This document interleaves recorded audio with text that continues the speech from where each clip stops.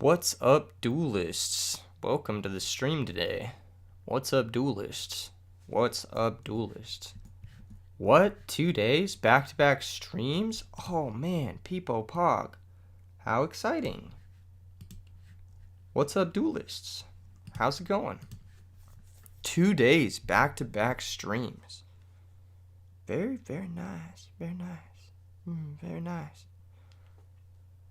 2 days. 2 days back to back. How's your day going? If you're just tuning in, welcome in. I've got a few replays pulled up. I got a few new decks pulled up. We're going to go over some games that I happened to be watching in the middle of the night last night. Not sure if that's up your alley. And then we're going to play some games ourselves. I actually want to play, there's a Mystic Tomato deck that I've been meaning to play. That's pretty exciting. So we're going to get logged into Dueling Book. We're going to build that deck, and then we're going to watch some replays. Welcome in. Welcome in. Hold up, everybody. I just want to get this all sorted. Are we on the right page here? Are we all on the right page? What's up, Orochi? How's it going? Welcome in. Just going to post in Discord that we are live and tweet that we are live. Going live right now with Edison stuff.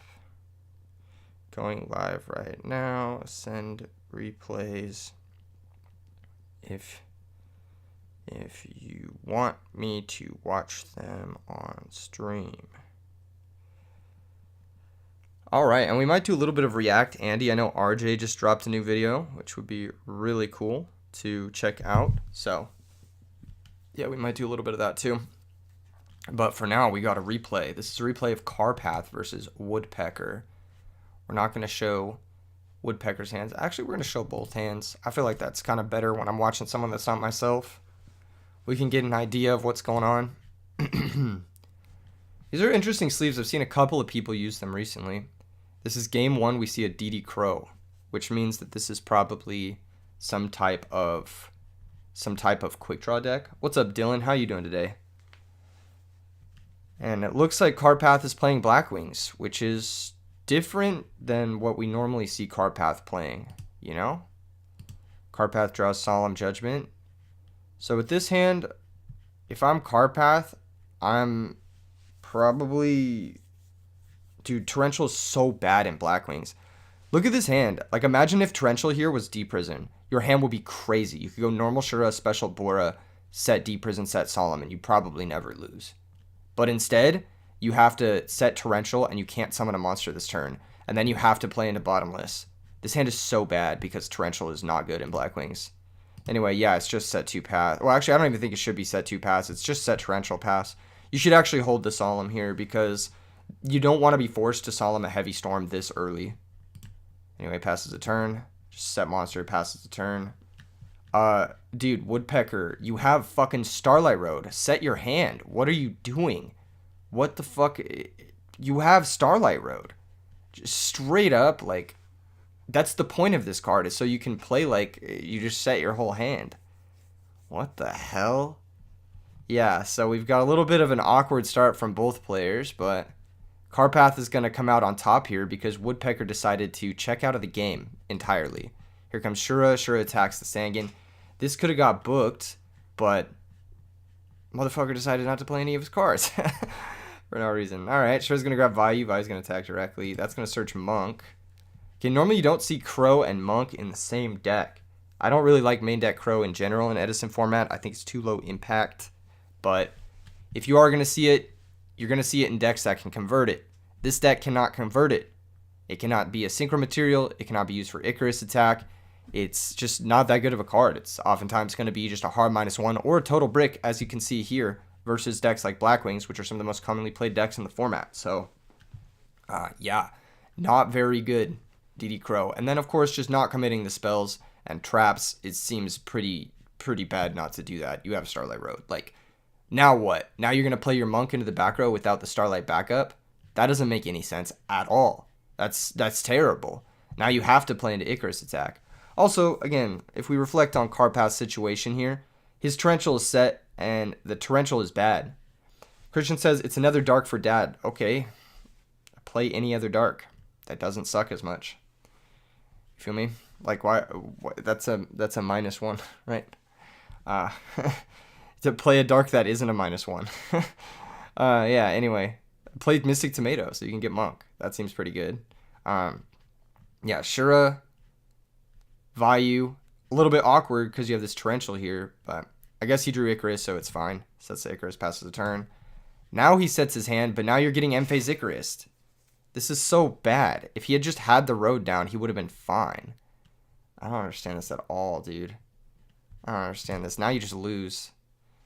Yep, both traps gone. Just the Space Typhoon left over. Honestly, what you should have done was Space Typhoon first before setting your back row and just hope to 33% hit the Icarus.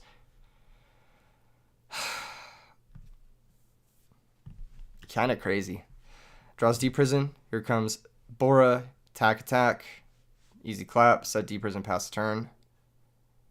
And face Space Typhoon, the new one. You should have Space Typhoon one of the old ones, because the old ones are more likely to be Solemn Judgment or Starlight Road. Here comes Summoner Monk. This activates. This gets Cat into the Sabers. Here comes Arcanite. You should summon the Arcanite in attack position, probably. I guess it doesn't matter, because it's going to get Solemn regardless. Mind Control. Here comes Attack. Can't attack because of the Mind Control. Black Rose is going to activate. Yeah. Alright. Torrential did nothing, but Dark Arm's live, I guess. Pot of Avarice. Okay. Please tell me he looks at the graveyard and he crows the Vayu to play around Dark Armed. Someone please tell me this. He should have done it before he Avariced, but I mean, this is fine too. He didn't. Dude, what is the point? What is the point of DD? I guess you want to hold it for Blizzard, but I don't know. What would you have done here, chat? Would you have DD Crowed or would you have waited for Blizzard? It is 3 Blizzard versus 1 Dark Armed, but you don't lose immediately to Blizzard, whereas you do kind of lose immediately to Dark Armed. I mean, Carpath doesn't even have to play the Dark Armed yet either, but he probably should, because if he has our Arbellum, it's kind of bad. I don't know. What do you guys think? What do you guys think? Welcome in, everybody, by the way. Welcome to the stream. We're watching a few replays. I probably wouldn't have crowed here. I probably would have banked on the Blizzard, but it's funny. You know, it's just like, it's like one of those funny things where you reflect on it, you play around one thing, and then you lose to the one of. Very unlucky. What are we doing at the moment? We're watching replays. I have saved a few replays from some players. That's it, pretty much. We're watching some replays, and then I'm going to play a little bit of games later. And then I might check out RJ's new video at the very end of stream. I think that might be the plan. Okay, here comes Dark Arm. Dark Arm's going to attack. 2800 direct. Here comes Monk. Brain Control's going to be game, though. Unless he's able to deal enough, which he isn't, right? Yeah, because he drew the Arbellum. He needs to hit the Brain Control with the... Oh, first off, you want to summon Arcanite in attack position. Well, maybe you don't. I don't know. I feel like dealing the damage is more important. But maybe that's just me. When is the level 10 Karibo OTK deck coming? Never. Do I think Edison is playable on other things? No, it's not. They don't have the right rulings. They don't have the right everything. It's not playable. Unless they have a manual thing. Unless they have a manual option, then it's not playable. Because the cards are just so different. So many of the cards have been errated. Pardon me, errated. So, yeah. And he doesn't hit the 50-50. So, here comes the Sirocco and the Brain Control for game. That's going to be game 1. He died with the Crow in hand. Funny how that works. Kaiku gets summoned. Siding in Kaiku versus Blackwings is wrong. Leaving in Call of the Haunted is also wrong. Should have set Book of Moon instead of Typhoon, because if he summons Sirocco, you lose your Kaiku, and you lose everything. So setting Space Typhoon is bad here, not setting the other thing. Carpath goes for Space Typhoon on the Space Typhoon. That's a bad play. You don't need to Space Typhoon before you allure here. You should hold your Space Typhoon until after you allure. Point proven. Sets Icarus, passes a turn.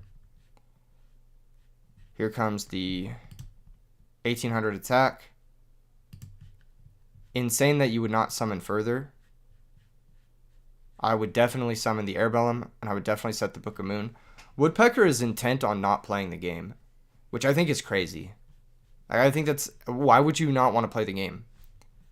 I don't understand. Also, Carpath setting Icarus is interesting.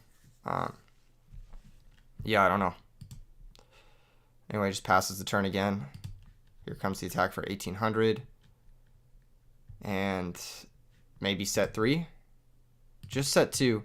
No real reason not to set the Call of the Haunted. You should probably get that in play. Here comes the Heavy Storm.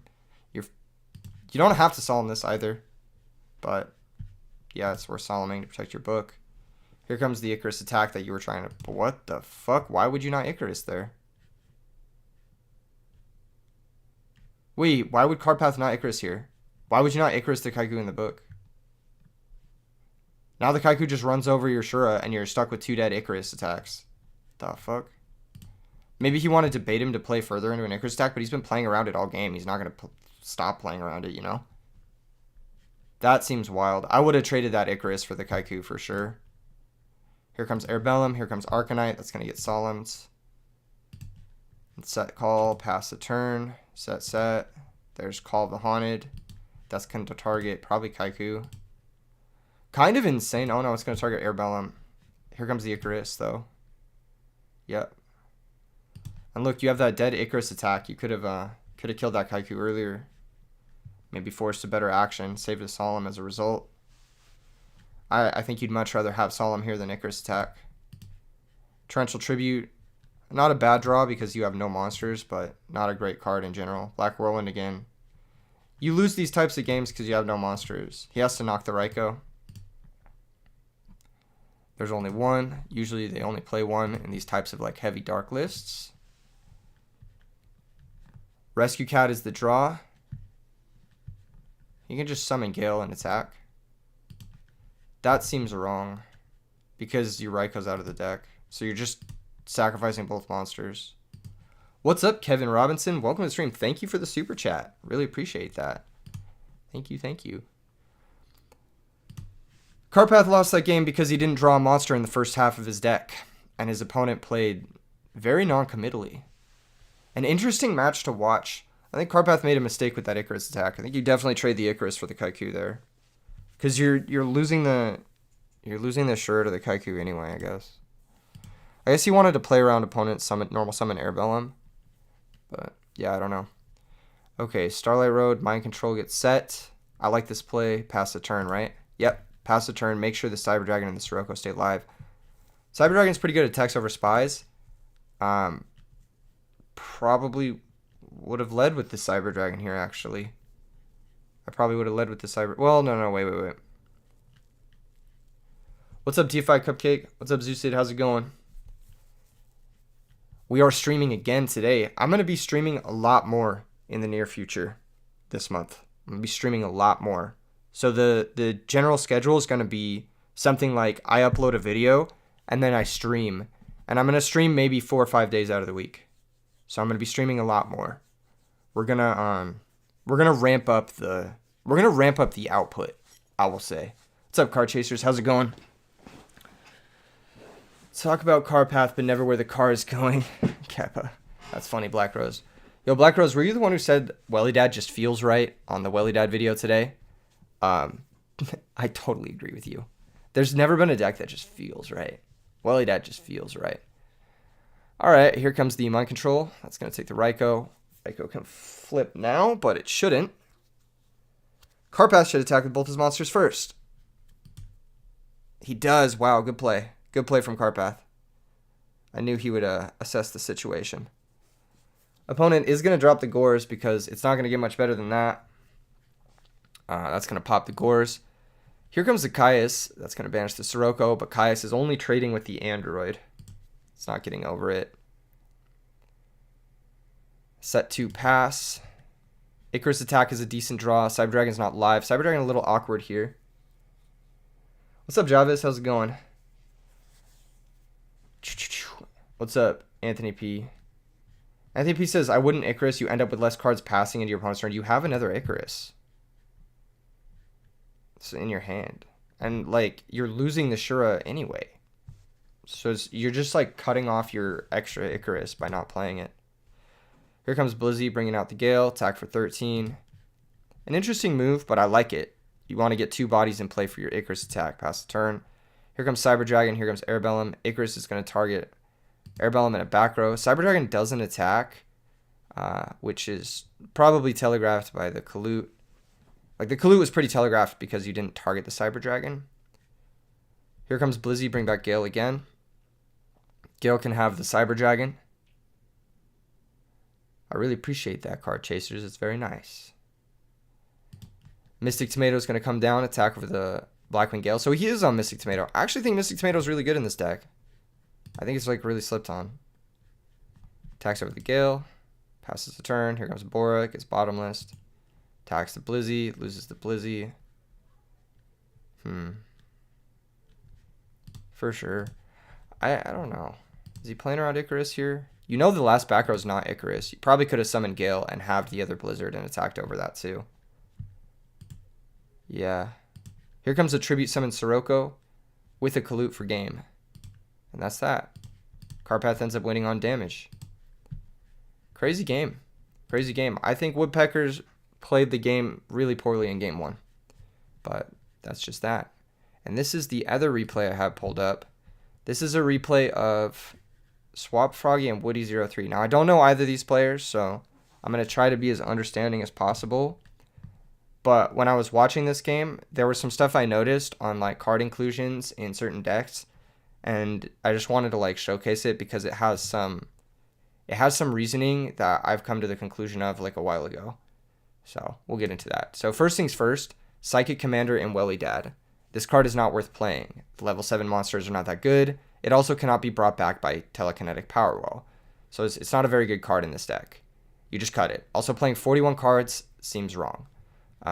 On this side, we've got the Vayu deck. But the Vayu deck has opened 4 normal summons. Technically, Greffer is not a normal summon, but you don't have a great pitch after you special it by pitching Sirocco. So unless your mills are godly, this hand is actually pretty slow.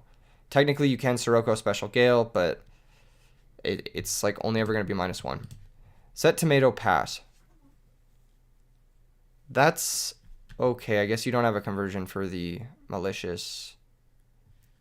Not setting Mirror Force turn 1 because you don't mind if the tomato gets attacked. Okay, I'm cool with that. Yeah, that's fine.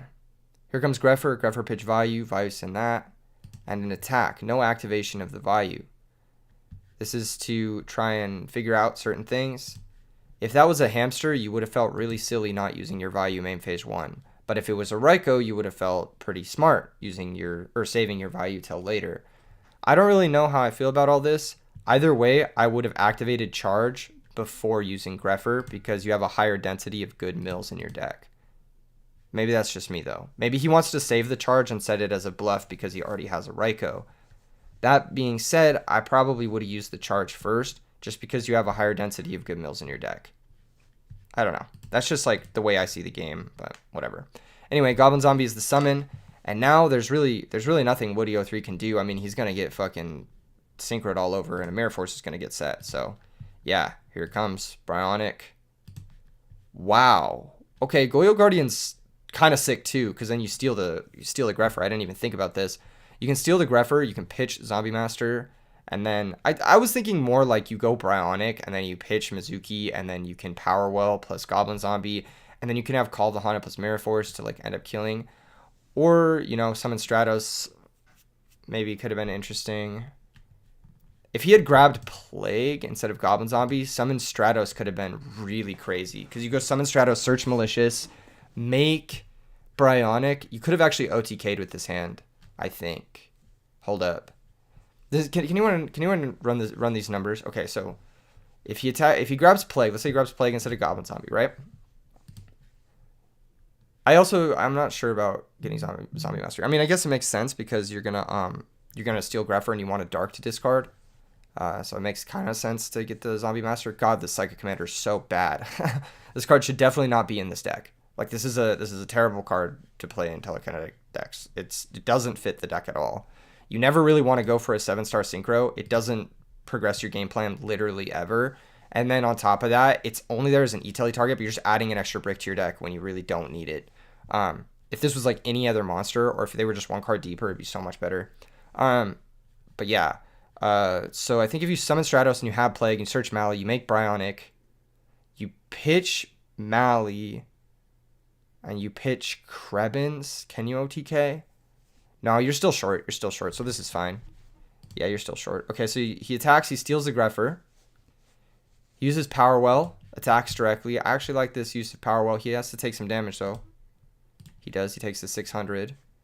And then synchros into Stardust Dragon. See, I like this use of Power Well, but I also don't. Because, like, you stole the Greffer, right? Pitch the Zombie Master to the Greffer, send another Krebins, and now you have a busted Power Well. Next turn, you can call Goblin Zombie, and you can win the game. Making Stardust is good. Don't get me wrong, but, like, it's probably fine, actually. It's probably fine. I don't really like using Power Well as, like, an E-Tele there, though. Maybe it's fine. I do not know. Here comes set 2 and pass the turn. Yeah, the Stardust is gonna be decent. It's not gonna be great because this Gale can blow it up, but yeah, charge now. He ends up milling a Vayu anyway, which is crazy lucky. It doesn't really matter though. Special Gale, have the Stardust attack. Here comes the Force. That's probably gonna be that. Like you have to make Armed Wing defensively and set the back row. Here comes Call on Goyo. That's gonna get bottom list, but Stardust can negate it. Now the Stardust is back to full. So yeah, good shit. I think he had a better play than doing that though. He had more plays that he should have gone for, other than just going to the battle phase there. Opening hand, he has Trag and Gores. So this is the other thing I want to talk about. I really don't like Trag and Gores in this deck in general. I don't like Trag because you spend your whole hand like pretty freely, and you don't pass a turn without stuff in play. Like you commit a normal summon almost every single turn, or you should be committing a normal summon almost every single turn. Gores, also, again, with Krebins, it's rare that your opponent's actually attacking you directly. So I don't like these cards in this deck. I think they're like suboptimal inclusions. You'd rather have starters like Armageddon Knight or Dark Greffer or Mystic Tomato. In any case, we've got Kaiku on this side, which is great. Heavy Storm, which is also great. But a couple of Raikos and a Sirocco. So again, 4 normal summons. This is a pretty slow hand. And this is the type of hand that Welly-Dad can prey on if you have starters. But because he doesn't have starters, he can't really prey on this. And I think those Raikos are going to do some work. Double charge or double Raiko charge is the classic. If he mills the 3rd Raiko here, it's going to feel really bad. Fortunately for him, he's not as unlucky as me, but his hand now has 3 Raikos, which is pretty fucking bad. Like, and not only that, but the Raiko's known about. So it's like 3 Raikos and it's known about. So your opponent's going to be playing around Raiko the whole game and you have 3 of them, which is miserable.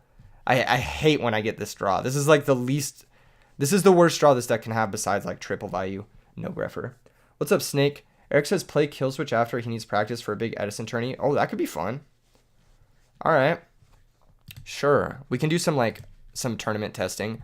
Book of Moon. Next card that I actually don't really love in this deck. I sideboard 1 copy, but I only side it for like fairies or decks that are summoning Vanity's Fiend. Book of Moon against the Raiko deck. Miss me with that shit. It's very bad. You should not be in the deck here. 3 inclusions that make the deck significantly worse. And this is why I've like really driven home that 40 card Welly-Dad list is the 40 card Welly-Dad list. When you start making weird changes for like no reason, like it makes your deck significantly worse. You miss out on like good stuff that would normally be pretty decent. Here he goes, Mizuki E-Tele. This is a very bad play. You know the set monster is Raiko. So what are you going to do? Go -1 into the Raiko? This is a very, very bad play. Hold the E-Tele. Just attack your Mizuki into the Raiko. Take your 1-for-1 trade, your effective 1-for-1 trade. This is a very, very bad play from Swap Froggy. There's no real defensive this. You can pitch the Malicious to Bryonic, bounce the Raiko, but what are you going to do? You're going to go -1 to this Raiko every single turn?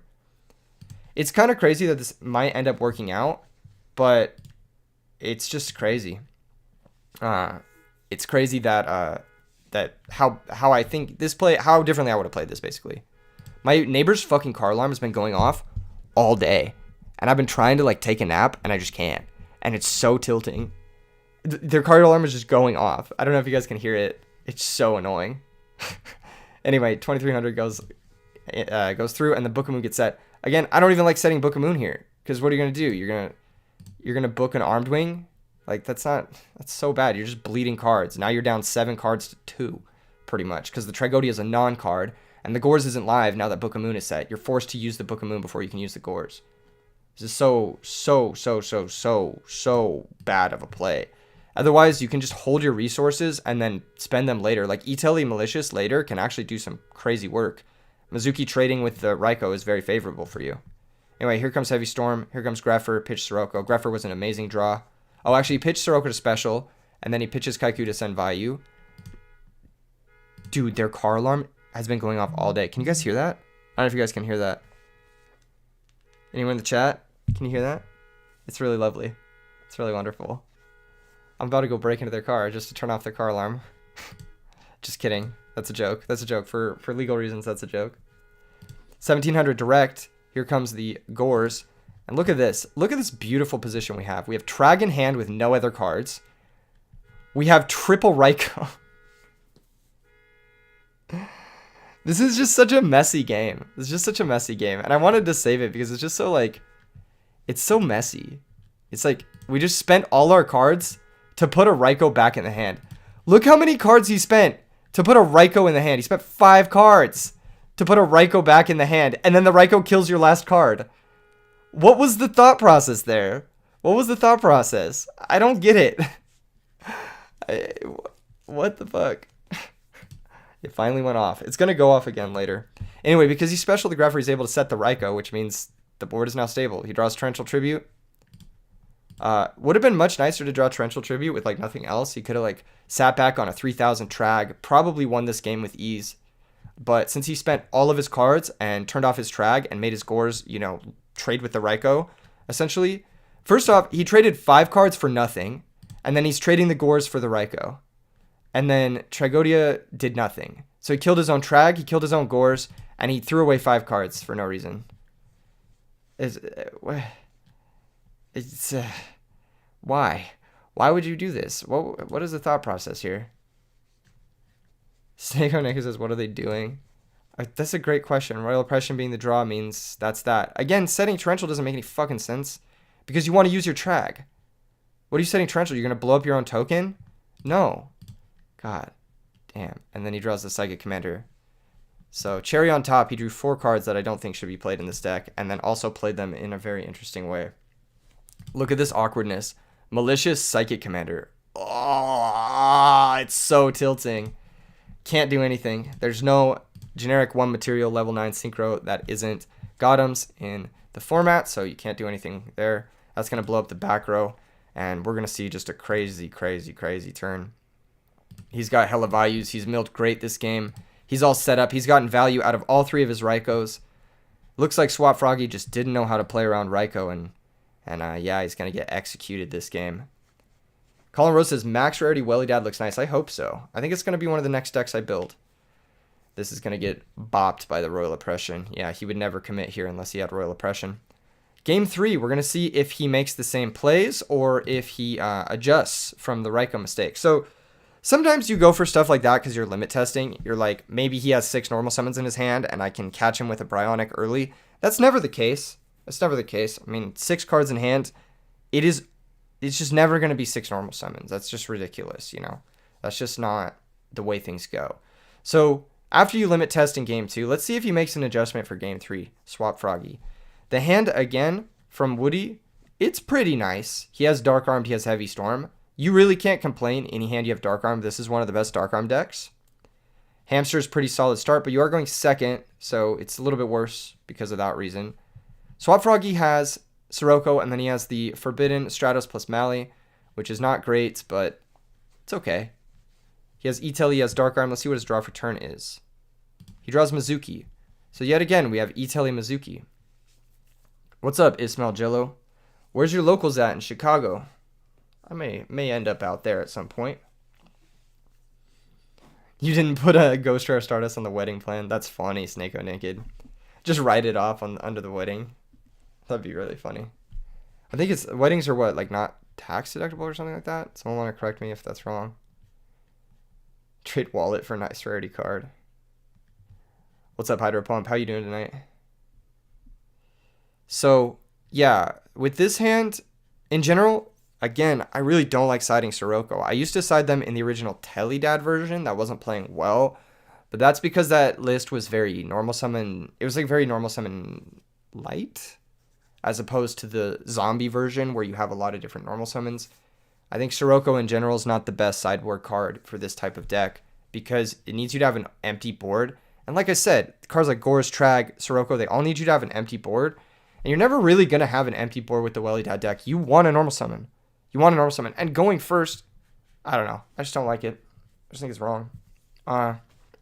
If I'm Swap Froggy here, I'm either passing or I'm summoning Stratos, but I'm probably just passing the turn. He likes to set Mizuki. That's okay. But again, I would have just passed. You want a normal summon Sirocco next turn. You don't want to have this Mizuki clogging up your board. Set, passes the turn. And he picks up another Sirocco. This is just awkward, man. This is just awkward. This is why you can't play cards like this. Like, a lot of people are like, oh, I always brick with this deck, but then they show me their list, and their list has like 8 different bricks that aren't supposed to be in the deck. King Ray says you're trying to test, want to play. Maybe in a bit. We're watching a replay right now. What's up, Diego? Anyway, he goes for the E-Tilly. He flips Mizuki. He attacks. This grabs Raikou. Main phase 2, he goes for the E-Tilly, which I don't understand. I don't understand why you would go for the E-Tilly here. It doesn't make any fucking sense. Why would you not go for it main 1? If you were going to go for it at all, why would you not? What are you planning? What are you hoping to do here with the E-Tilly? E-Tilly out Krebins, tribute summon Sirocco, make Black Rose? Is that what you're hoping to do? I don't understand. I legit don't understand what you're hoping to do here. Like, what is the plan? Is that it? I don't know. You still have a normal summon. He could normal summon the Stratos to search, but he just doesn't normal summon anything because he wants to blank the Raikou as much as possible. Top deck Kaius is going to ruin his day, and that's going to be the game. I mean, like, there's really no coming back from this at this point. He has Raikou for anything that's played. He has Oppression for anything that's played after that. DD Crow, another card that I've cut from Welly-Dad. This guy's playing like 8 cards that I've cut from Welly-Dad in his deck. It's like the resources are there. Just copy the list. I've tested it. Trust me. DD Crow is low impact. It's hard to convert. Doesn't turn into a synchro. It can be a third dark for dark armed, but in this matchup, it's like okay, but you're never really trading for like a real card a lot of the time. In general, you'd rather have high impact stuff like Haiku. Haiku is much better. It runs over the Grepher, banishes the value, prevents them from activating value. It's a synchro material body that you can use for your combo kill that you need to go for. It's just much better. My frustration is palpable when others misplay. My frustration is apparently a little too palpable because people misunderstand it a lot of the time, which is interesting. Anyway, here comes game. I mean, this is just a game shot. He sends Sirocco. Attack. He could have sent Plague. Oh, his Plague's in his hand. Never mind. I'm just blind, apparently. Ismail Jello, that's not even a debate. Literally, the format after Edison has Shining Darkness added to the card pool, and nobody plays it. That's not even a debate. That's like reality. Sirocco gets summoned and attacks Armageddon Knight. Yeah, Frog FTK with 65% consistency rate. That sounds fun. Thanks for all the hearts, guys. Thanks for all the hearts. Do those hearts show up when you like the stream? Can we test that? I don't know if they show up when people like the stream or not. I don't know what's going on with those hearts. Okay. Anyway. This is just a game. He could have summoned Dark Armed main 1. Because if his opponent oppressions, he dies. So he could have summoned Dark Armed. But whatever. It's not going to end up mattering. Gorz searches Gale. And Swap Froggy killed himself by summoning the Stratos into the Gale, which is hilarious. Armageddon Knight also kills because Armageddon send value. Value activates. Sure, you have DD Crow, but yeah, Gale does it. And it plays around Crow too. On mobile only. Interesting. That's tight. That's tight. Rye Vortex says, human error is not avoidable. I completely agree, Rye. But there are some things that are very avoidable, like copying a good Welly-Dad list. when people have tested it. Eric says you want to do testing. You want me to play? All right. See, I'm not great testing. It's not great testing to play against someone who's on stream, who's narrating it, but maybe there's something that can be walked away from here. You guys like this deck list? Do you want to play against this, Kappa? Okay, hold up. Let me pull up a deck. I wanted to play this Mystic Tomato deck because I thought it would be interesting, but I think tournament testing is cool too. What do you guys want to see? Do you guys want to see Mystic Tomato versus... Oh, I'll start a poll. Hold up.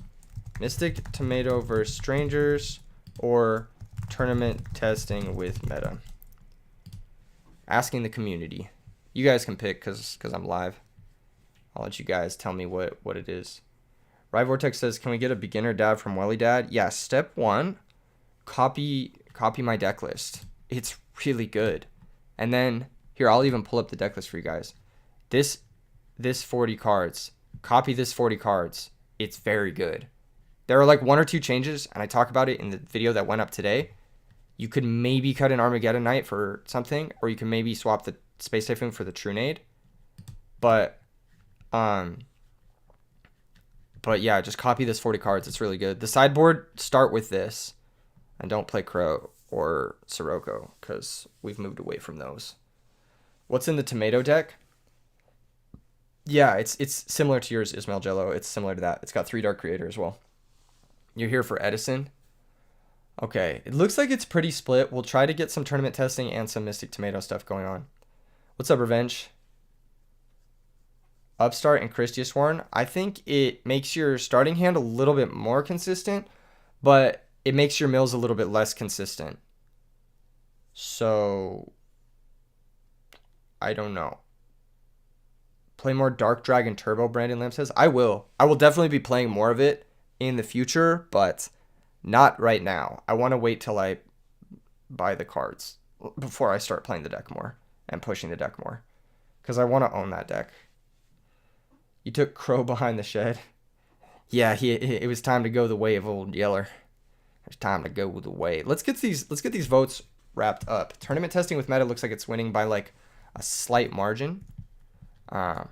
So I think we'll start off with that. Who was I supposed to play against? Kill Switch? I'll just load up Blackwings. Should we do Blackwings, or what should I tournament test with? Diva Zombies? What's the most popular deck right now? Do you guys know what the most popular deck right now is? I might have to build it. Whatever it is. Diva Hero, maybe? What is the card next to Heavy Storm? So this card is Telekinetic Powerwell. It's basically a soul charge for Krebins. You special summon any number of level 2 or lower psychic monsters from your graveyard. And you take damage equal to the total level of those monsters times 300. So you bring back 2 Krebins, you take 1200. It's really good. It's really, really good. And it's a quick play, and the monsters stay in play. They don't leave the field. It's just a soul charge for Krebins.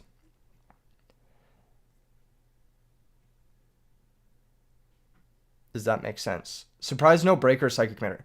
Crooked, I just spent the last 20 minutes talking about why Psychic Commander was bad. So, you can scroll back and rewatch all of that. Frogs, Blackwings, and Heroes are all very popular. I do need some secret first Dark Creators. Yo, Doom, thanks for re-upping your subscription. Much appreciated. If you guys become members, you get access to members exclusive content. I'm about to upload another members only video. So sometime in the next few days, members will be getting something a little bit special if you want to become a member. What's up, Control Alt Defeat, creator of this deck. Control Alt Defeat, powerful duelist. Mikey, what's up, dude? Okay, Blackwings is what Eric says he wants to test against. Eric, are you Kill Switch? Is that who everyone was talking about? Because I already told him I would play against Kill Switch, wherever he is. The heart happens when the heart emoji is typed in the chat. Oh, that's fire. That's super cool. I didn't know that. Wait, everybody test that. Everybody test that right now. Let's see if that's the case. Everybody type a heart emoji in the chat if you can. I want to see a bajillion hearts. That would make my day. Oh, that's your boy? All right, where's he at? Where's Kill Switch at? I got to play against him. I'm gonna play He's in Miami.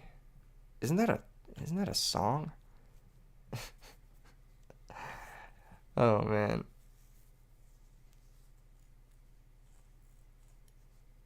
What's up, Mikey? Always wanted to catch a live. Appreciate that. Yo, that's so cool. When you type the heart, it gets the hearts. That's awesome. I think the stream might be on a little bit of a delay. Ah, that's so cool. That's so cool. I love that. Wait, why are you hosting? I want to play against your friend. I want to play against Killswitch. That was the deal. That's why I said I would play against Killswitch, because he has to test for a tournament in Miami. That was the point. What? Also, I think I'm gonna play Hero, because that's like the most pop in deck right now, right?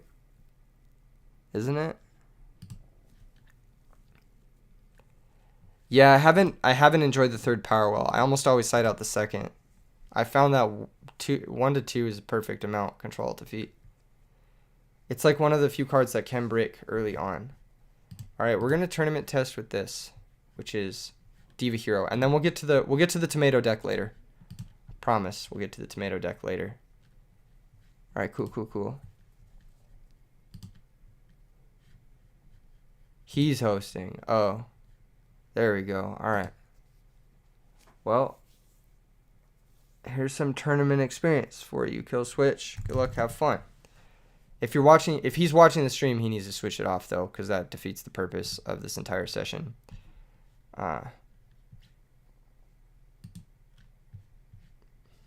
Okay. We won the rock, paper, scissors. Our hand is pretty good. I'm gonna upstart just so we get a chance at dust shoot. Also, yes, please get me to 10k subs so I can say that I have 10k subs, Kappa. Alright. Well, sure. Set Snowman Eater. I don't know. Ismail, yes, Carpath does play. He just said, nah, I'm not watching. How would you know to answer the question that I asked live on stream if you weren't watching? How would you... I didn't ask it in the chat here. So how would he know to answer that unless he heard me say it on stream?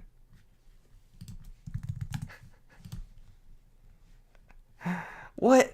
Am I confused? Okay, 1 for 1. Pitch swap frog. Okay, so he's playing frogs with upstart. He's going to summon Treeborn. That means he has Substitute in hand.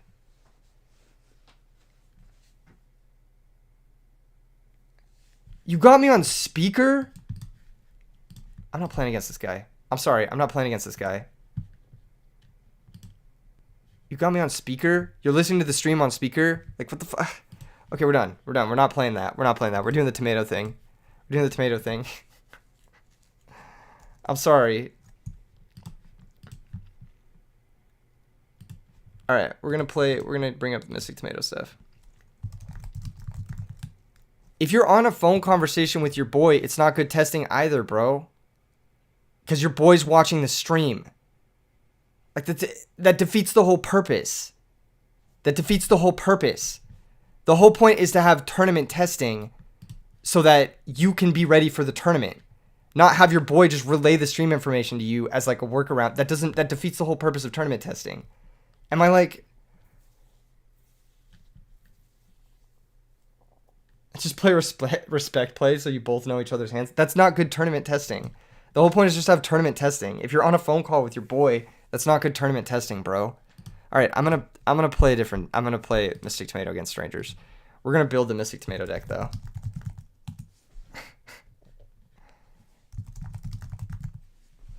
All right. We got Mystic Tomato. We got Lone Fire, so we can get to Mystic Tomato. I appreciate that, Jello.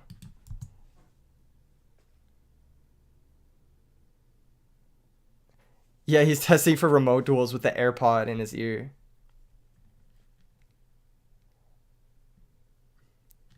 Maybe he likes listening to the narration. Yeah, but I'm narrating the match. So if I'm talking about my plays and he's listening, then he knows my plays. It doesn't matter if he's cheating or not. You get what I'm saying? Like if he's on a phone call with you, like that's not tournament testing. That's not the point of this. Hold up. I'm gonna pull up Dark Arm Dragon.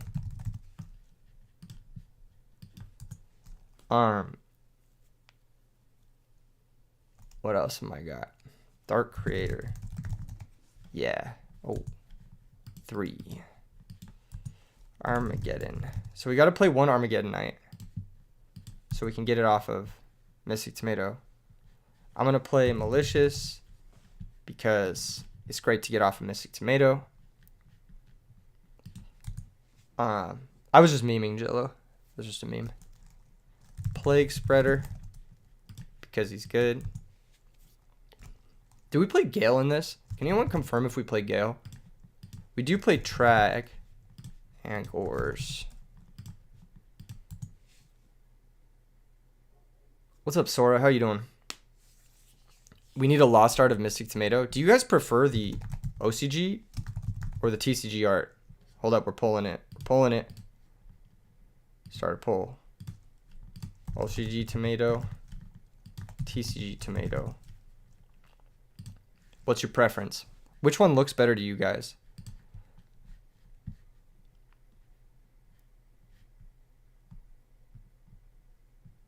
Brandon Lamb says, read what I said above. You haven't said anything in a really, really long time. What do you mean? Wait, what do you mean? Add 3 Krebins. I was going to play 2 Krebins. And I was going to play E-Telly. That's what I was going to play. I like Krebins. And then I was going to play some Caius. Probably 3.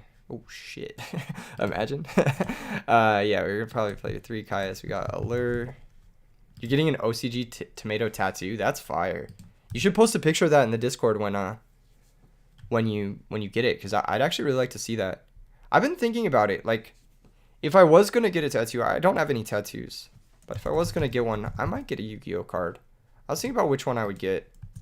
The basic bitch, like, white girl version is Treeborn Frog. I feel like every it's like pumpkin sized latte of fucking Yu-Gi-Oh card tattoos. I've seen like 10 people with Treeborn Frog tattoos. This is not going to be a Power World deck. We're not playing Greffer. This is more of a Dark Creator deck.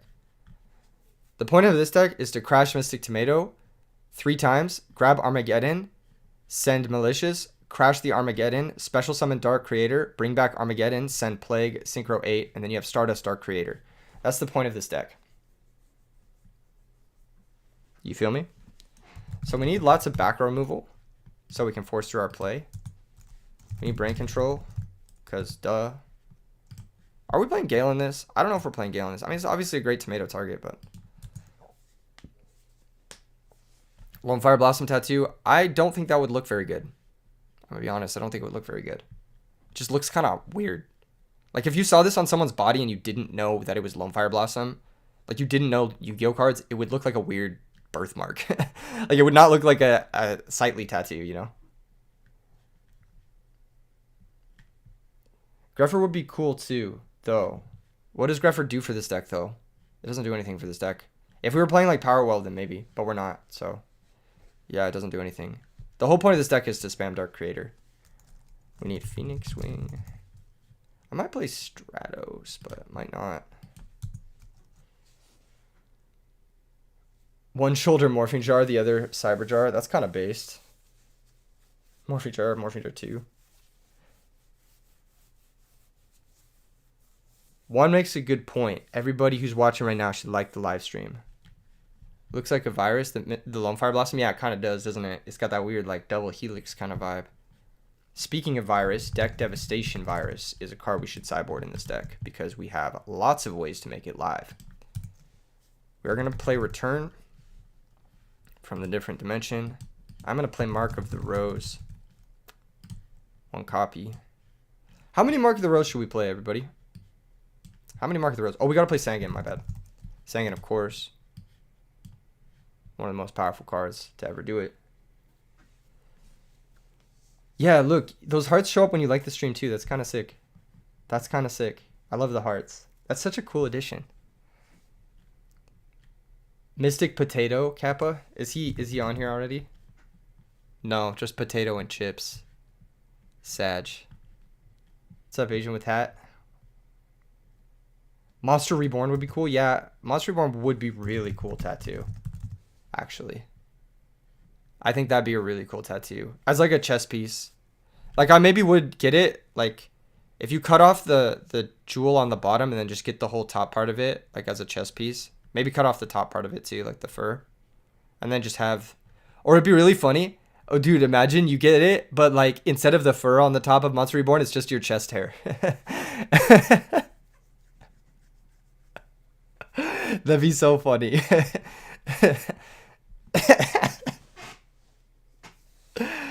Oh, that'd be so funny. Now I can't unsee it. Torrential. Air Force, maybe. Solid.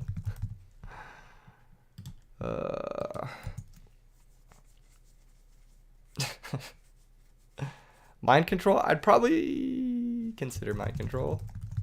Mind control's not a bad choice.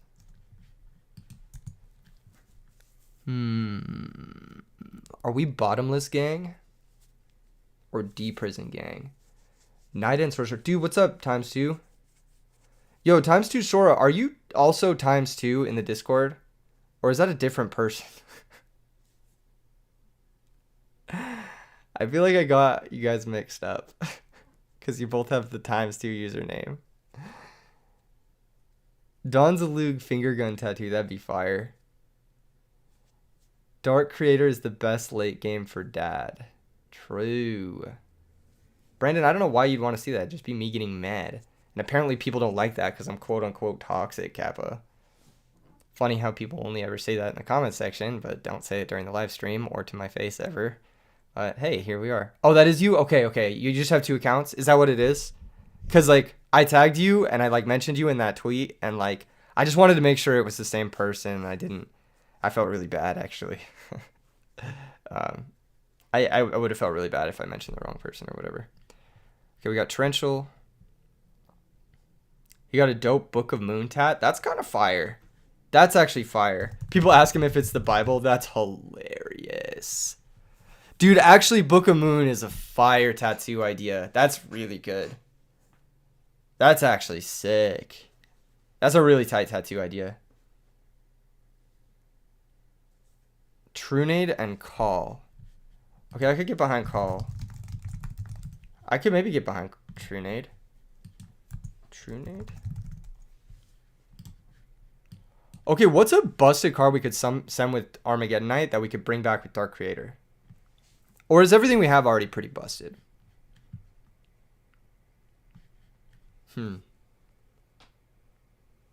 Are we Book of Moon gang? Oh, that's what it was. I want to play triple book. The reason being is I think Book of Moon is hella good with Mystic Tomato. I think it's hella good. Yeah, we could play Mind Control too. I think it's pretty good.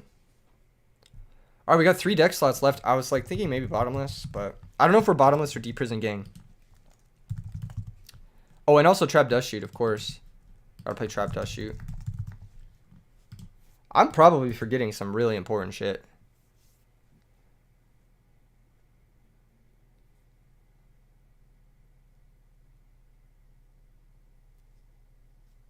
Trunade plus Mark of the Rose. Wait, how does that work? No, they get it back. If you Trunade Mark of the Rose, I think they get it back. But if you mark and then you book, I think you keep it. We should look this up, actually, because now I kind of want to know. Now. Hold up. We're going to look it up. Trap Hole. 1 Power Well. I don't think we need Power Well in this deck. We only have the 2 Krebins and 1 Armageddon Knight as a way to send them. Try 1 Twilight Rose Knight and 1 Rhoda. We could do that. 1 Bottomless, 1 regular Trap Hole. Why? Why? Why would you want 1 and 1? 1 Well, 1 Armageddon. Dude, everyone wants Well, but Well is just not good without Goblin Zombie. I don't think. At least not the best here. I kind of want to do Mirror Force second Mark of the Rose for the last 2 cards. What are we building? It's a Dark Creator spam deck. So the game plan is you crash Tomato 3 times, and then you get an Armageddonite, and you send a Dark, and then you crash the Armageddonite. Then main phase 2, you special Dark Creator, you bring back Armageddonite, and then you send either Malicious or Plague, and then you make Stardust Dark Creator. Why do people like Trap Hole? It's good against Blackwings. But it's also good against fairies, I think. Or the regular fairy deck with DD Warrior Ladies and shit. Mizuki Foolish? No. Definitely not. We don't really need Foolish. Do we need Foolish? No, I don't think we need Foolish. I think we're just Mark gang. And Mirror Force gang. As boring as this looks. I think that's just the plan. And then we need our generic extra deck. What's our generic extra deck? Armory. Here we go. Let's just do this. This is easier. Monster. Synchro. Cool. Colossal. Stardust. Red Dragon. Goyo. Black Rose. Thought Ruler. Android. Can we make Revive King? No. Cataster, Bryonic, Mistworm, Dark End. Cool. Are we playing Gale? I don't know. Are we playing Gaia Knight? I don't know. Are we playing a second Stardust? Maybe. Who knows? Alright.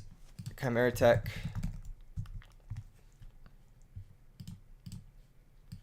And yeah, just...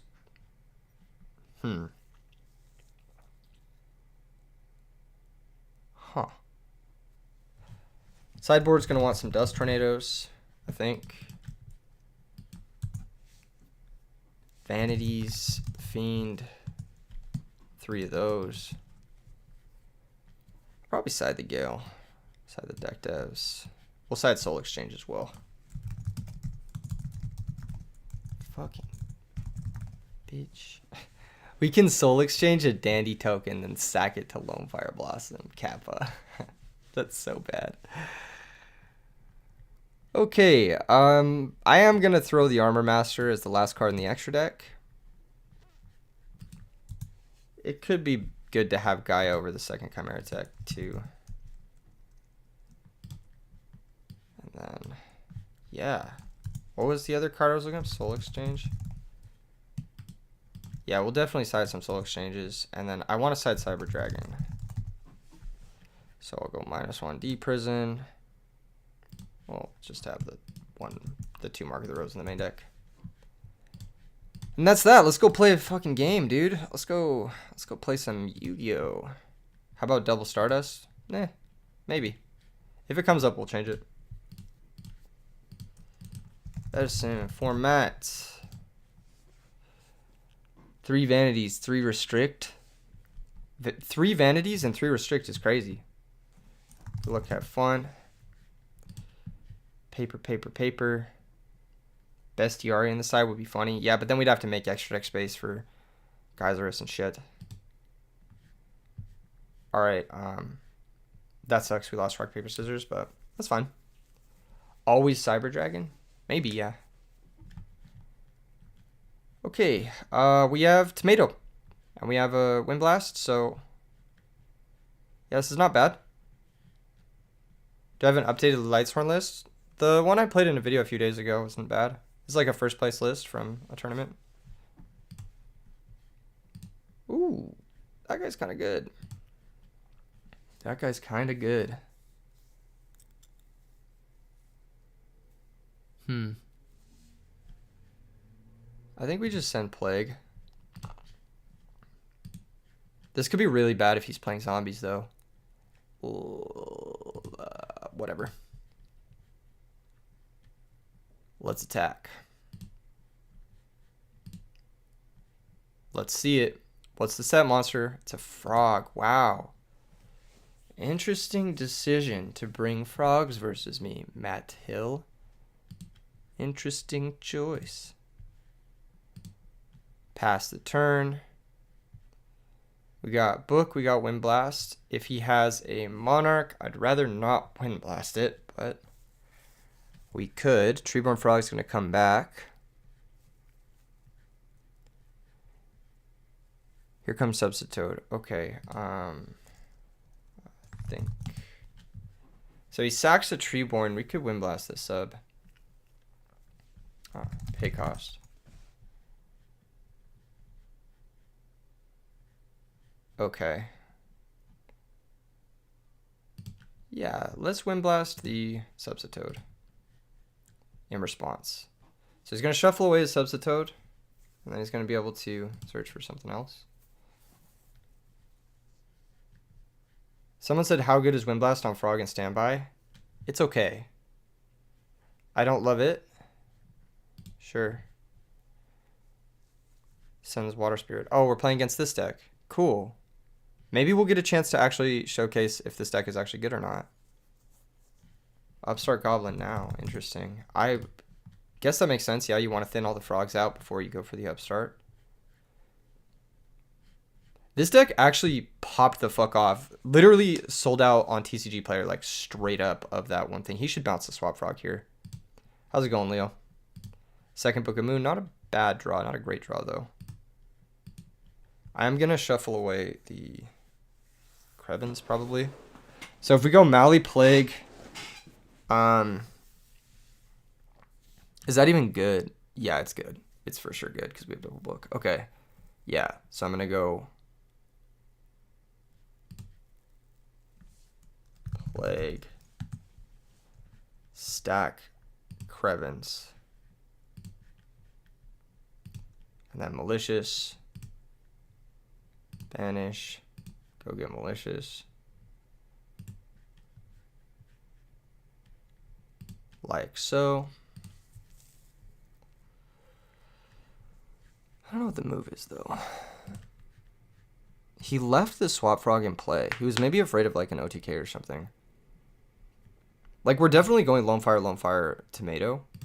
I wish I had Titanium in my deck. That would be really good in this matchup, but this is fine, too. Lone Fire, Tomato. I think we attack with everything first, and if he has, like, Gore's Trag, we can make Dark End main 2. So I think we're going to attack with everything first. And then if he doesn't, then I'm just going to make, like, probably Thought Ruler or Stardust. Just depends. Probably Stardust. What's up, the Top Cut podcast? How are you guys doing this evening? New Junk Warrior stuff is apparently coming in Animation Chronicles. That's tight. You've been saying Titanial. Yeah, I just didn't want to have another brick. We already have, like, some pretty large amount of brick. That didn't make a lot of sense, did it? We can make Thought Ruler to play around enemy controller, but we have Double Book to play around that already, so that's fine. I'd rather just protect my back row from Heavy Storm. Pretty much is the plan. Standby phase, here comes Treeborn. He's under a lot of pressure, at least life total pressure. So he's got to do some stuff. He's got to make something happen here. Creature swap is pretty bad because we can just give him a Mystic Tomato. Here comes Sacrifice for the Knight of the Red Lotus. Sure. Activates the effect. Effect is okay. That special summons out the Water Spirit. But I am in a Book of Moon here on the Water Spirit. I also booked the Knight of the Red Lotus. I guess it didn't really matter. Yeah, maybe I should have booked the Knight of the Red Lotus.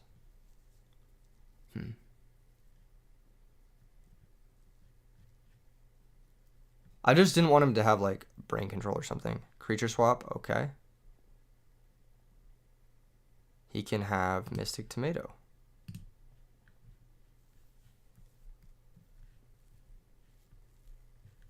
Is the KFC deck still good, or did people finally figure it out? What do you mean by figure it out? Like in a good way or a bad way? I don't get it. He can creature swap me again, which is annoying. So I might book the knight when it attacks. Yeah, to play around creature swap again, we're going to book the knight.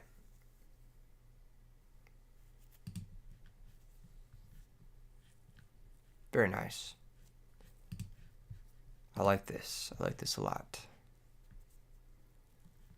We're down a lot of cards. No lie. We can pick up some of them, but we're down a lot of cards here. DeFi Cupcake says creature swap was wonderful here. I don't think so. Yeah, he had to have something else too on top of it. But even then, it's fine. He has to have like another creature swap. Yeah, he does. Okay. So he can take the Stardust and give us back the Armageddon Knight, which is what he should give us. Okay, this is wrong, because now we get the Armageddon Knight back in the end phase. He should have given us the Armageddon Knight. Now we get 2 monsters as opposed to just 1. Give me my Armageddon Knight back. Yeah, that was just a mistake. Okay, what's the move?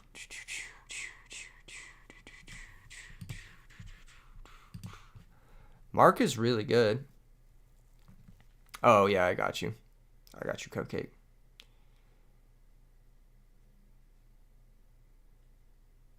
Does OCG have both tomato prints? I don't know, actually. We're going to end the poll. Looks like people slightly prefer the TCG version, but it's pretty close, surprisingly. What's in my deck? Yeah, I heard about the Cyber Dragon. It's going to look really cool. I hope that Stardust is in there, because I've never had a nice Stardust. I think. Oh, wait. What are we doing? Sorry, I'm like paying attention to the chat. I should be paying attention to the game. Get my head in the game, bro. I think we just mark the Stardust. I mean, it's like pretty straightforward shit. I just want to deal damage. Give me my Stardust back, bro. Battle phase. Because we need to kill the Knight of the Red Lotus so he can't like synchro next turn.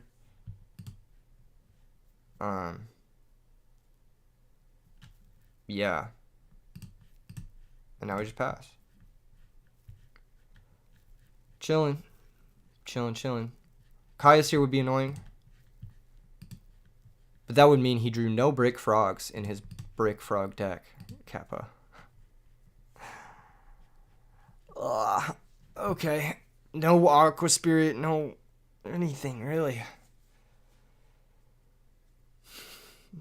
It's been an interesting game, if I do say so myself.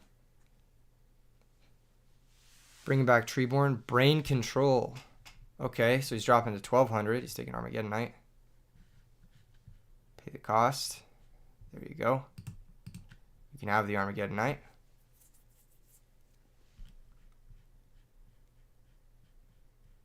What the fuck?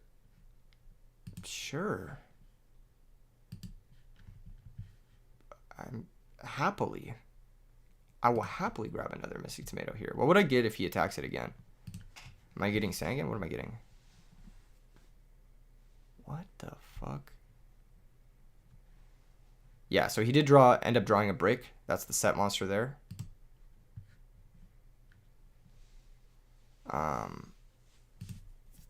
We'll just go battle phase.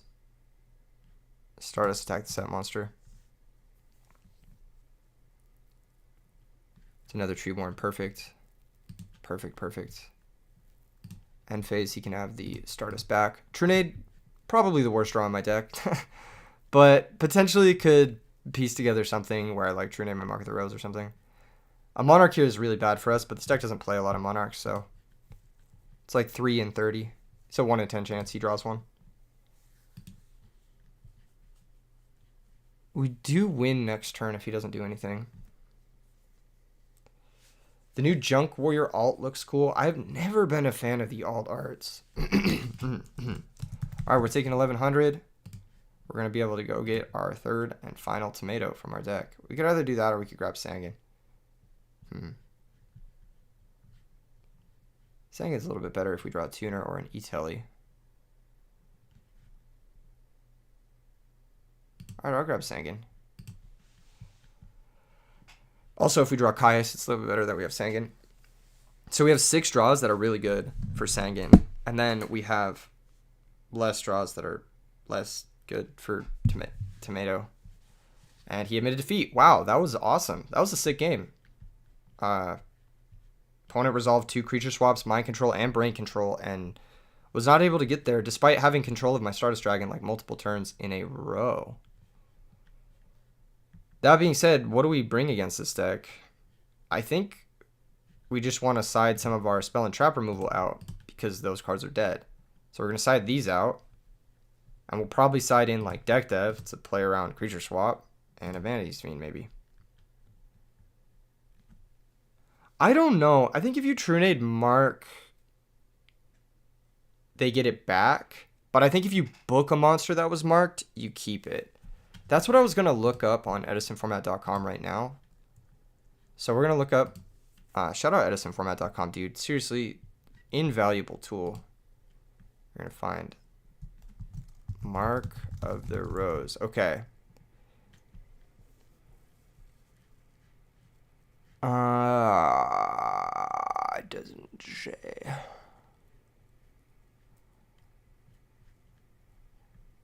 Yeah, if it's flipped face down, it remains on the current controller side of the field. But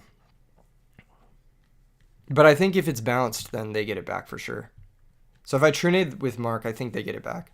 Like, I'm pretty sure they get it back.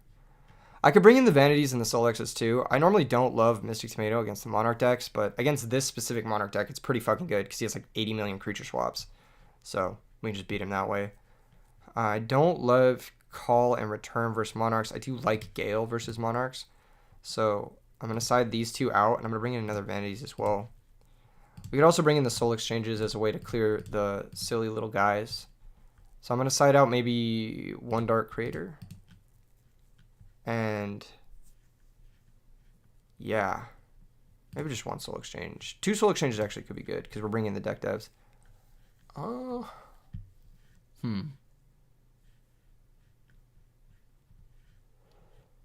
One Loam Fire Kappa. No, we need these for Mark the Rose. We need our full plant. Loam Fire is better than Mystic Tomato, if anything. Huh. Wonder what the side out is here. Is it Book of Moon? He left the duel. He didn't want to play. Damn. That sucks. That really sucks. I wanted to finish that match out. To be fair, I was taking a while. So I don't blame him. But that does make me kind of sad. No, you never side out Dust Shoot here. We could side out Dust Shoot, but yeah, I don't know. I think leaving in Shoot is good. You just take his payoff, but yeah, that's how I would have sided, I guess. Nah, Dust Shoot, probably Mirror Force. Mirror Force is probably worse than Dust Shoot because he spams Mistworm and Caius, and so Mirror Force is never going to be good, whereas Dust Shoot will always be good. This is the trouble with narrating too, is I just take longer because I'm speaking about it out loud, and I'm not focused on the game. So this is on me. This is on me. I'm sorry, Metiel. I hope if we play again, I will play at a more reasonable pace. He didn't like getting smoked on stream? Maybe.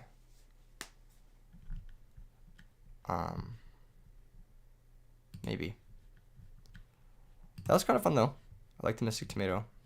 What do you guys think of the deck? Do you think we should change anything? Or do you think it looks good?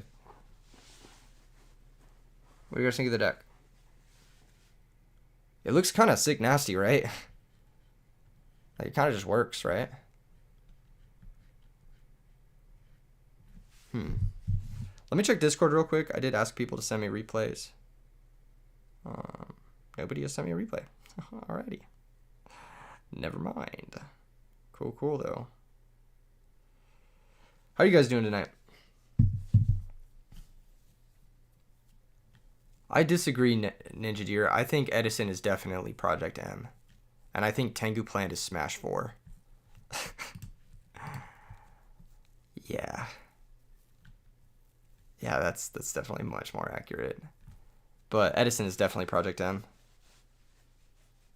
And Goat definitely feels like Melee. Smash 64 is like Yugi Kaiba. 3 Creator, 3 Caius hasn't been bad. I would have loved to draw one of them in my last match, and we drew 0. So, yeah, I'm just maxing them because I really want to draw them. Like, they're the best cards in my deck, right?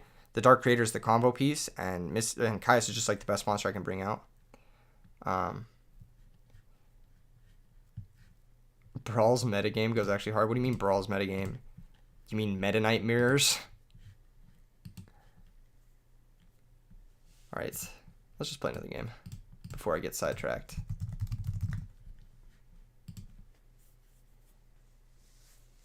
Hat is like ultimate. A lot of flashy animation, but no movement. Kappa. I guess there's some movement in ultimate, but it's like very limited. Yes, Antonio makes a good point. Everybody like the stream right now. Make it happen. Make it happen. All right. We're taking the scissors. Nice. Get to go first. I think I've played against this person before, but I could be wrong. This hand's a little sus. Well, well, well. Does shoot time. Got that perfect info. Oh my god. Okay, what do we have for this? Huh. Have a fantastic night, Leo. Thanks for stopping by. I think we take Dandy. A quick draw, Caius, Avarice 2. Brain. That's why I hate Avarice, man. I always draw stuff like that. I could have waited, but like, there's no way I know he's gonna activate quick draw, right? He can brain Caius me, which is annoying. How do I play around that? I can't, right? I literally can't play around it. I have to play into it. Fuck, that is annoying. Alright. Tomato attack. Set book pass. This return is going to be good. Because we have Mally Plague setups.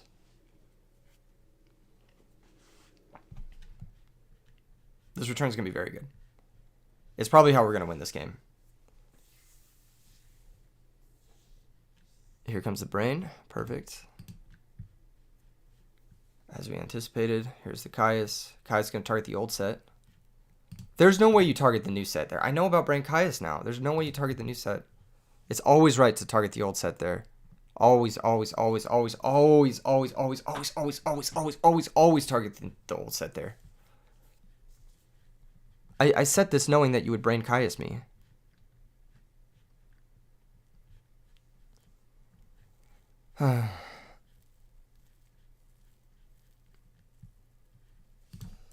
Yeah, it does.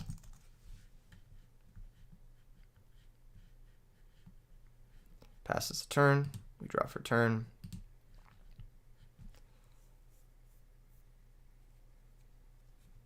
This is silly. But we will attack. Why not book the tomato? Because I wanted him to play his Caius. He has a quick draw in his hand. So I want to waste his Caius.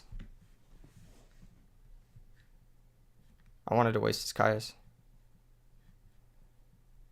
We can go Armageddon, activate, send.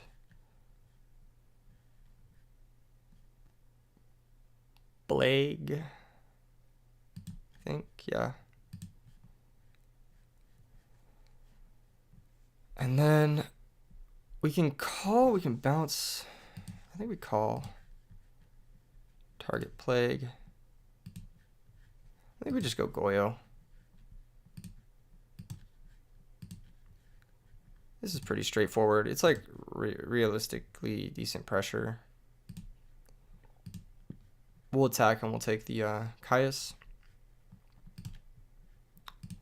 Main phase 2. We can stack and make Stardust and set the return if we want to. Okay, how do we lose this situation? I think we just pass. What do I call this? Probably just like dark creator, tomato, creato, dark creato, the deck. Multiple back row. One of those is an avarice. That's an insane draw. Holy shit. Well. Priority.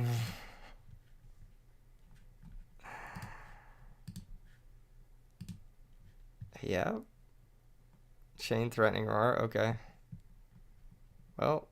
We'll blow up that other card too while we're at it. Yep, there's that avarice that we knew about. Let's go. Plague to the top of the deck. Special summon. Shminkro. Banish. To grave. Spardust. And now we set return. And GLHF. Dark Tomato. Dark Tomato. Like Cars. Like the movie Cars. Okay. No, that's legit. Now do you guys see why I wanted to force the Caius? You do, don't you? You do see it. Alright, time for battle. Starburst, Dragon Attack. What's your favorite flavor of Starburst? Junk Synchron. Dude, this guy bricked out of his mind.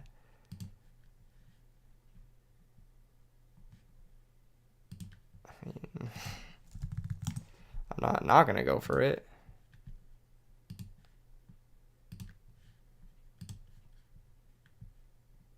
Yeah, you got this one. Jeez, I sacked the fucking shit out of him, dude. Trap does shoot Dark Armed Return. I sacked the fucking shit out of him.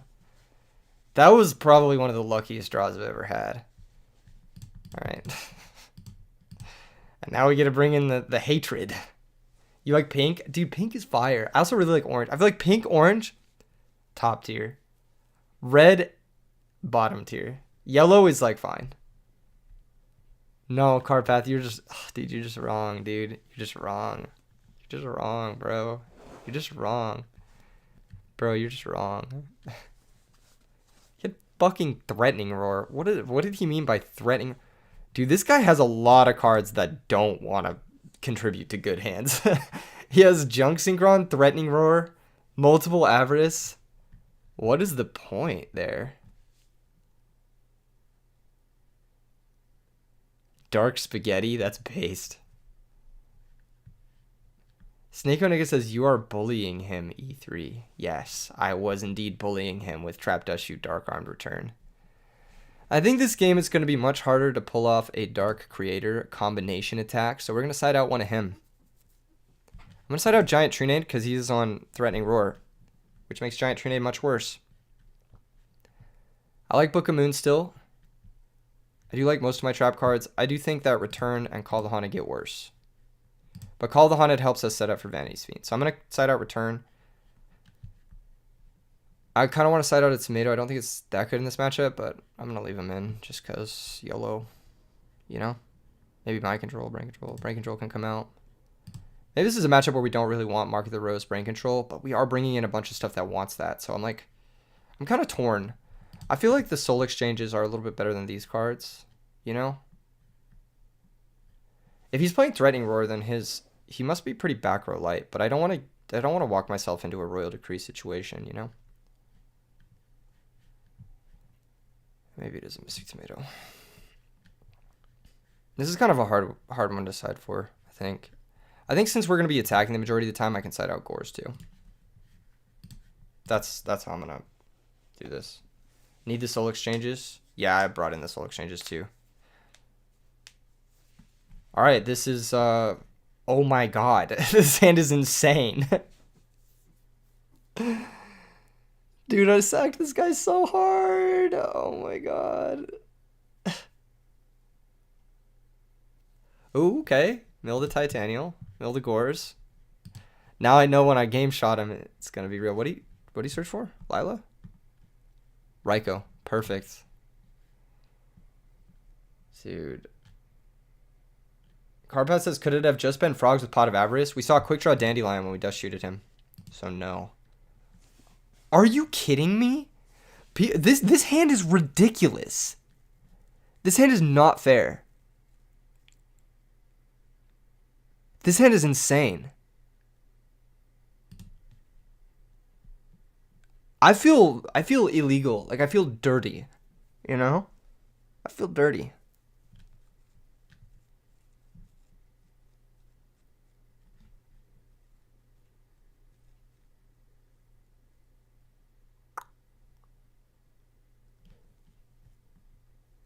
All right. Let's Heavy Storm. Cool. Nice.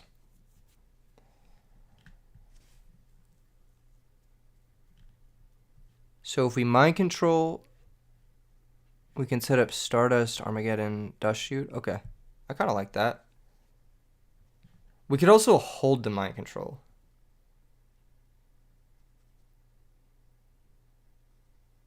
Huh. KDJ, that is not allowed. That is not allowed. Advertising the sales in the Discord is not allowed. We're going to summon Armageddon. Activate the effect. Send Malicious. Malicious effect. Special summon out Malicious.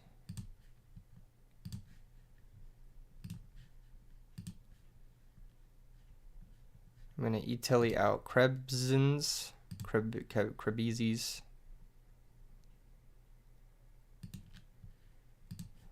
We are going to make Starbucks Dragon and... Well, we could also make Dark End, but I think Starbucks is better. We will attack with Starbucks Dragon. Just mill. Fair. Oh, he hit his dandy. That's really lucky. Good for him. Attack one of the tokens. Main 2, we'll set our dust shoot and we'll pass. I'm gonna dust shoot him.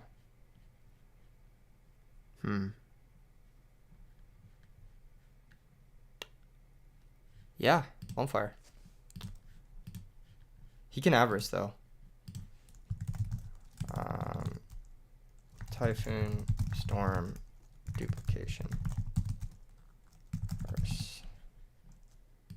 Huh. Yeah, this is not great for us, but not bad for us. He can most likely only out one of these, and then we can Caius his comeback play. Best looking card in Edison, in my opinion, it's hard to say, because my favorite card is Jinzo, so I gotta say it's my favorite card, even though I never play that card. Secret Rare First Edition Jinzo, there really is nothing that looks better than that card. That's the best looking card in any format. If he finds Caius, he's pretty lucky. I'm not sure how many Caiuses these lists normally play.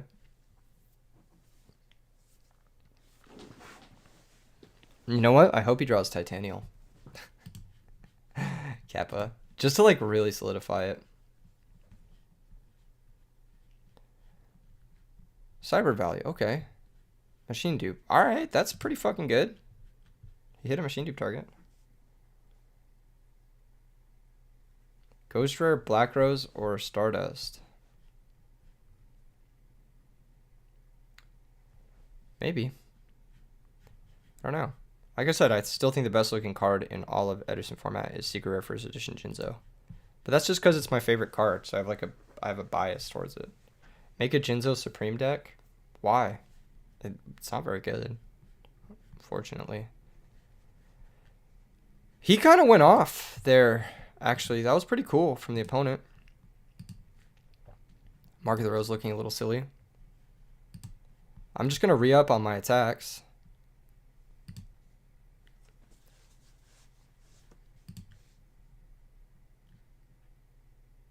I think we just pass.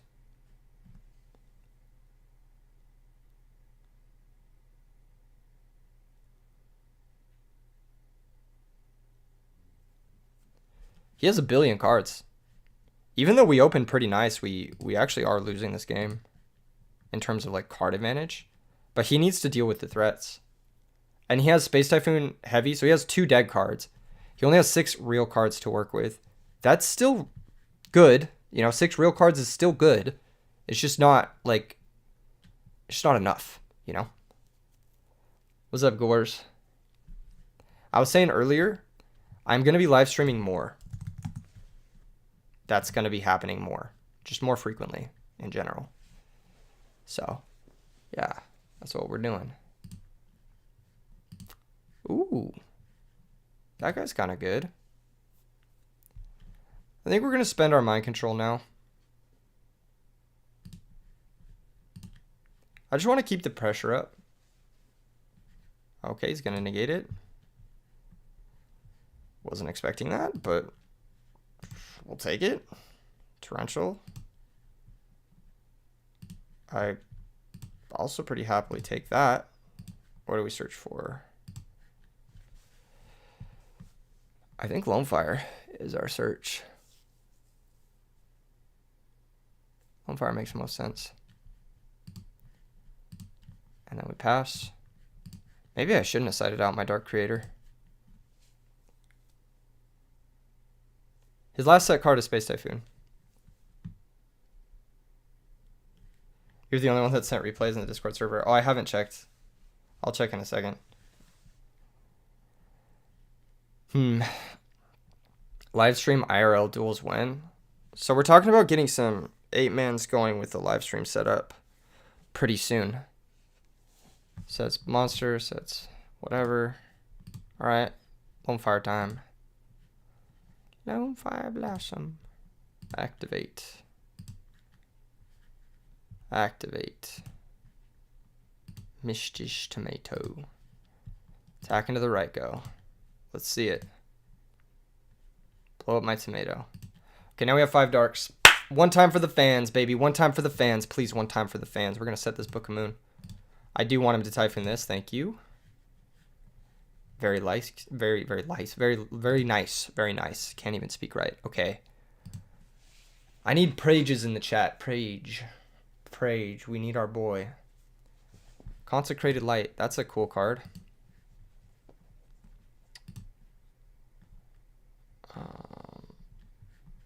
Doesn't that hurt you too? You DM me a replay?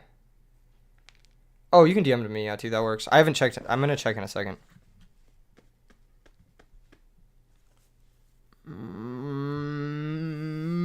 Set Mystic Tomato. Okay. Interesting. Would have been nice to have the Book of Moon, but it's the same. It's the same either way. Consecrated Light is really good in these decks, but not when you have darks yourself.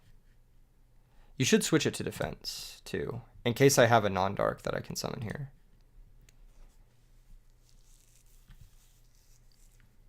Torrential's gone, but Mirror Force isn't.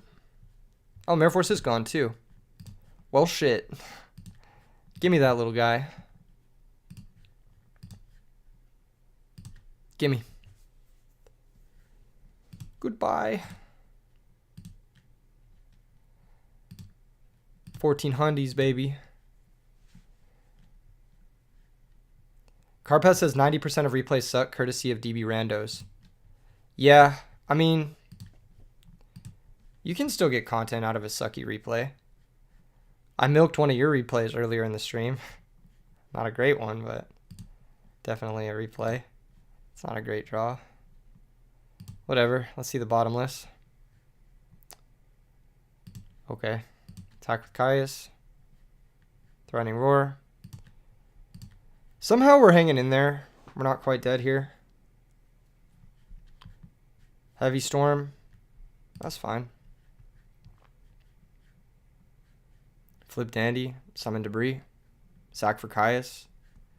I don't know why you're flipping it. Do you have another Consecrated, maybe? Summon Debris. Okay. Bring back. Dandy, okay. wonder if this is just field nuke, get 4 tokens. Or I don't understand it. I don't think you needed to flip that debris. Or that dandy. If you're not going to field nuke. Because you'd still want to leave it set. So if he doesn't field nuke, having this dandy in attack doesn't make a whole lot of sense. So he's going to activate this. Effect to destroy. Yep. And then the other dandy's going to activate in a new chain. But this is fine. Again, we're just one insane top deck away from crushing it.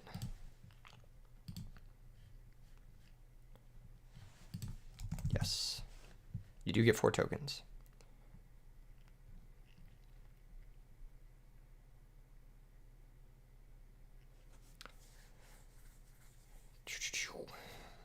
Okay. Passes the turn.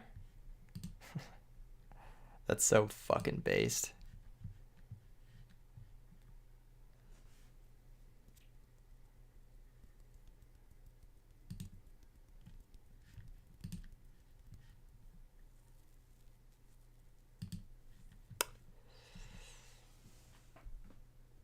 That was going up tomorrow? Damn, I'm sorry. I farmed you. That game was bad. That game was not fun to watch. Well, we drew it. But now what? I think it's just special, activate. We're going to banish, I think, malicious to special Caius. Target this. Are you going to crow the Caius? Okay, that's fine. Pass. You can DM me on Discord. I'm going to take a look at them after this match. Later, Gorse. Soul Exchange, sure. Vanity's Fiend, okay. Consecrated Vanity's Fiend is really weird, but kind of makes sense. Because it's just good enough. Alright, pass. He kind of got us with our game plan, but he got it before we got him, unfortunately.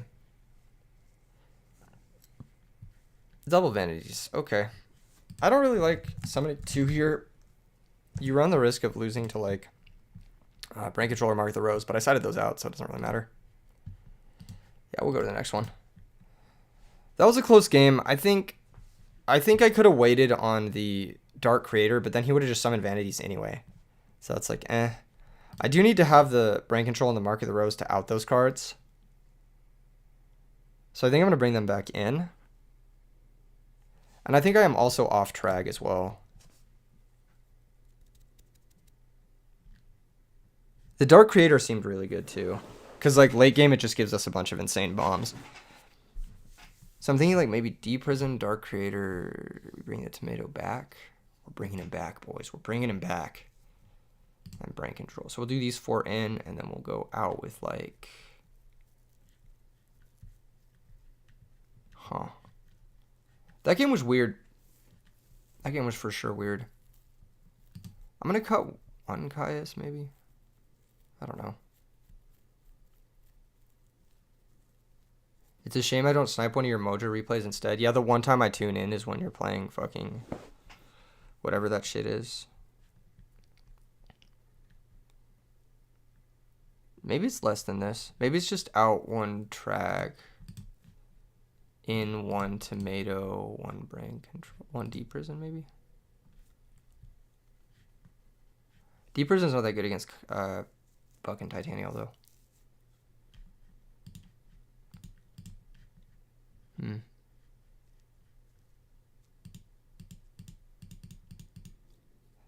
not sure. This is a hard one to crack.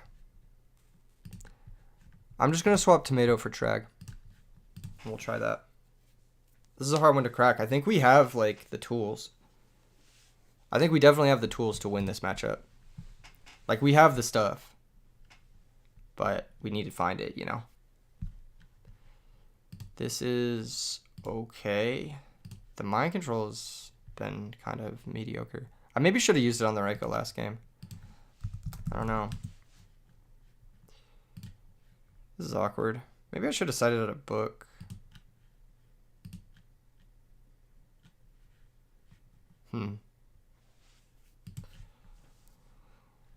Well. We'll pass. IRL duels when you have someone to IRL duel. I know that feeling, bro.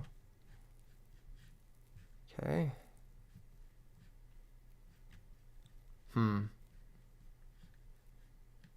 Of course. All right. Sure.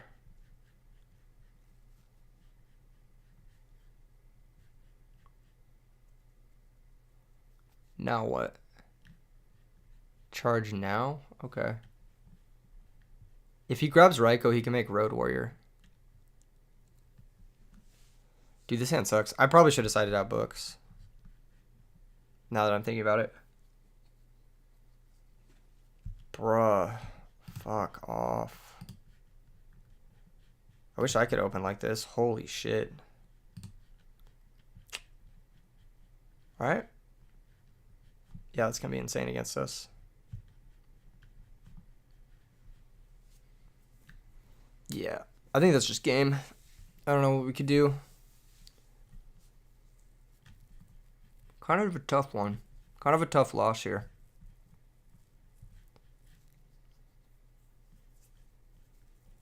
He should just attack with both. There's no reason not to attack with the Titanial. Yep. Damn. If only I had set Book of Moon. Dude, this is so fucking awkward. I can't mind control Lone Fire and then tribute it. We have to try though, right?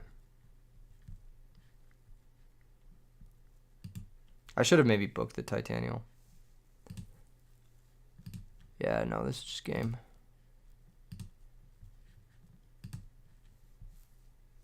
Maybe he doesn't play into Mirror Force.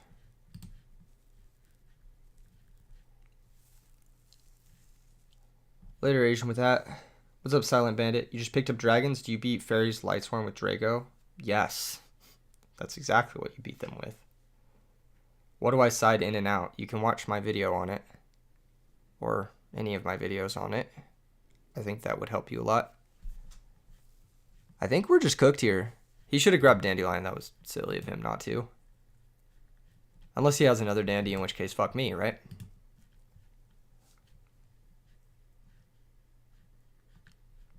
I'm not sure what we could draw to get us out of the situation.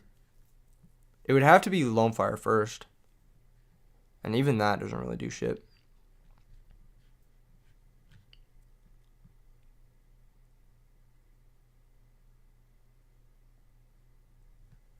Drill Warrior effect to banish pitching the Raikou. Why would you not get back Dandelion there? It doesn't make any sense. There's a perfectly good Dandelion in your grave. But that's cool. Man, we take that. Foolish Burial. I'll chain Book of Moon. Titanial. But he can just flip it. He may realize this. It doesn't matter. We're dead here no matter what.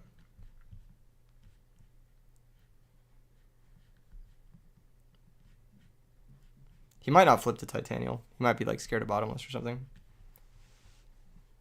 Pot of Avarice. Dude. I'll just give him a GG's. GG's. That's insane. Really don't want to fucking play this anymore. That was a really, really awful draw. Holy shit. Yeah, unfortunate. Unfortunate draws. Appreciate that. We'll go into the next one. I probably should have cited out some number of the books. That was like just really unlucky. Because he not only had Space Typhoon for the back row, but he had Quick Draw, Dandy, Lone Fire, Avarice, Charge. So he had like literally everything for the turn 1 setup. And then we also just had like no monsters. So there was nothing we could do. That was really awful. What a really unlucky draw.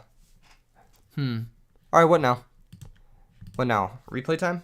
Let's check out some of these users' replays. Let's check out some of the users' replays. Shout out to everyone who's watching right now. Thank you guys for tuning in tonight. I've been having a really good stream with you guys tonight. It's been a lot of fun. I mentioned this earlier a little bit, but I'm gonna be streaming a lot more moving forward. I'm gonna be doing more streams. The general schedule is gonna be like 1 stream per day and 1 video per day. That's gonna be the general schedule for a little while. I might not stream 7 days a week, but I'll definitely try to do a video every day and a stream every day. Because I really want to like ramp up this channel. You know what I'm saying? And I think this is one of the best ways to get it going. On the days that I stream, I get a lot more subscribers basically. So yeah. Okay, we're gonna pull up. This is a replay from Deified Cupcake. All right, this is a replay. We're reviewing a replay right now from Deified Cupcake. Fast forward. Looks like Deified Cupcake is gonna win the rock paper scissors. He's opened up with DD Warrior and Anti-Spell Fragrance. Anti-Spell Fragrance is a card I've considered in Gladiator Beasts and sometimes in Blackwings, but in every other deck it's kind of mid. You got to play it in Blackwings with Delta Crow, and then you got to play it in Gladiator Beasts just as it is with less spells. Thunder King is found. Here comes set 4 pass. In general, Anti-Spell Fragrance is not that good because it's just a -1. Your opponent will just set the spells and get use out of it on the next turn. But if your deck can pop those spells while they're set and take advantage of that extra turn, that's when it becomes good. So in decks like this, where you can't really pop those spells, you don't have Icarus, you don't have Delta Crow, you don't have Bestiari or Geyserus, can't really take advantage of the anti-spell turn. I don't really like it. And in general, like if you imagine it was just any other back row here, it would have been better. Here comes the set Mizuki, set Mirror Force, set Book of Moon, and set Dust Shoot. Interesting that he would set the Dust Shoot and try to activate it when the opponent has 2 cards in hand. Here comes the Breaker. Breaker is one of those ways you can take advantage of the anti-spell fragrance. Now he's never going to pop the Dust Shoot. He's going to pop one of these other ones, so that mistake is going to cost you. And this game is going to be like pretty much all she wrote. He actually can't activate Book of Moon here. So the way anti-spell fragrance works is both players must set spell cards before activating them and cannot activate them until their next turn. Their next turn. So he can't actually Book of Moon this Thunder King Ryo. That's an illegal play. He also should have summoned the Mizuki if he thought that he could have activated the Book of Moon. There's no reason to set the Mizuki here because if you're setting Mizuki, then everything runs over it anyway. So any other normal summon runs it over. Like this. And also like, yeah. You catch that mistake and fix it. Okay, cool. Sure. In which case, he would have Mirror Forced. So, yeah, no, this whole thing is scuffed. This whole game is scuffed now. We're not going to watch the rest of this. We're going to grab another replay. Scuffed. Sorry, Deified Cupcake. Please quality control a little bit. Please. Okay, Ryan sent us some replays. We got, Ryan sent us one replay. We're going to copy it. Okay, this is a semifinals game that Ryan had sent. Cool.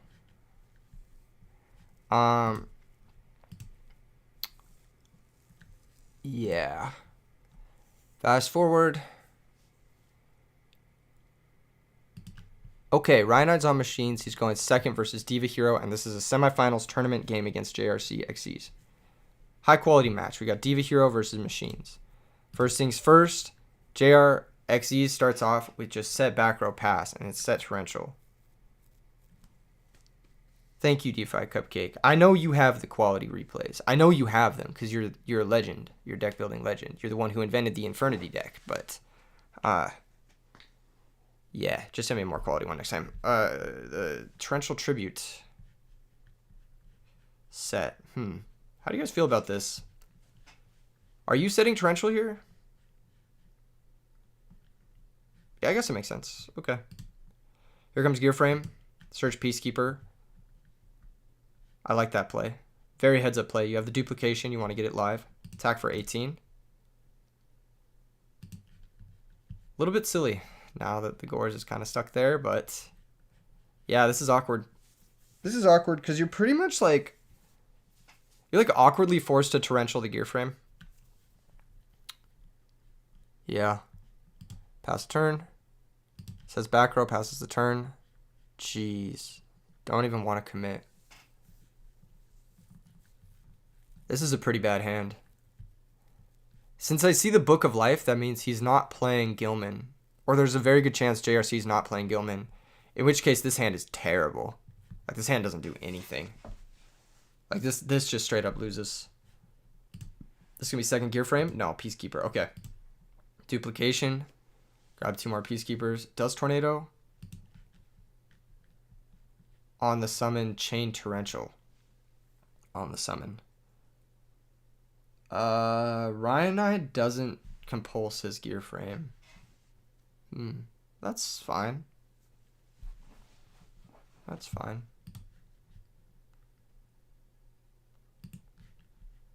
Good play from JRC. Actually, he's there making the Peacekeepers miss timing. And he's going to be able to get full value out of the whatever. And he's also going to lose his back row. I mean, I feel like you chain the compulsory. Yeah, why would you not chain the compulsory? Yeah, it doesn't make a whole lot of sense there. Yeah, it's a pretty big error. Gear Town's going to activate Special Summon the Gear Dragon. I mean, you're just ending the turn with 1 less gear frame in hand, which is obviously very bad. You play into the Gores. He drops the Gores, pass the turn, and now you die. So there's that. That was something. I guess you don't quite die because you have Battle Fader. Okay. Interesting tech Battle Fader, putting in some work. Wait, didn't the Gores attack? Hold up. If the attack is negated, it just ends the battle phase. It doesn't negate the attack. The Gores can't switch to defense here, right? Someone want to correct me on this? I don't think the Gores can switch to defense here, right? Because he attacked with the Gores, right? Or did he attack with something else? Did I miss something? Hold up. Yeah, he attacked with the Gores. I don't think he can switch the Gores to defense because it declared an attack. Yeah, he can switch the token, but I don't think he can switch the Gores to defense. Someone want to clarify that for me? I'm not fully certain about that, but I'm pretty sure because he attacked and Battle Fader doesn't like negate the attack.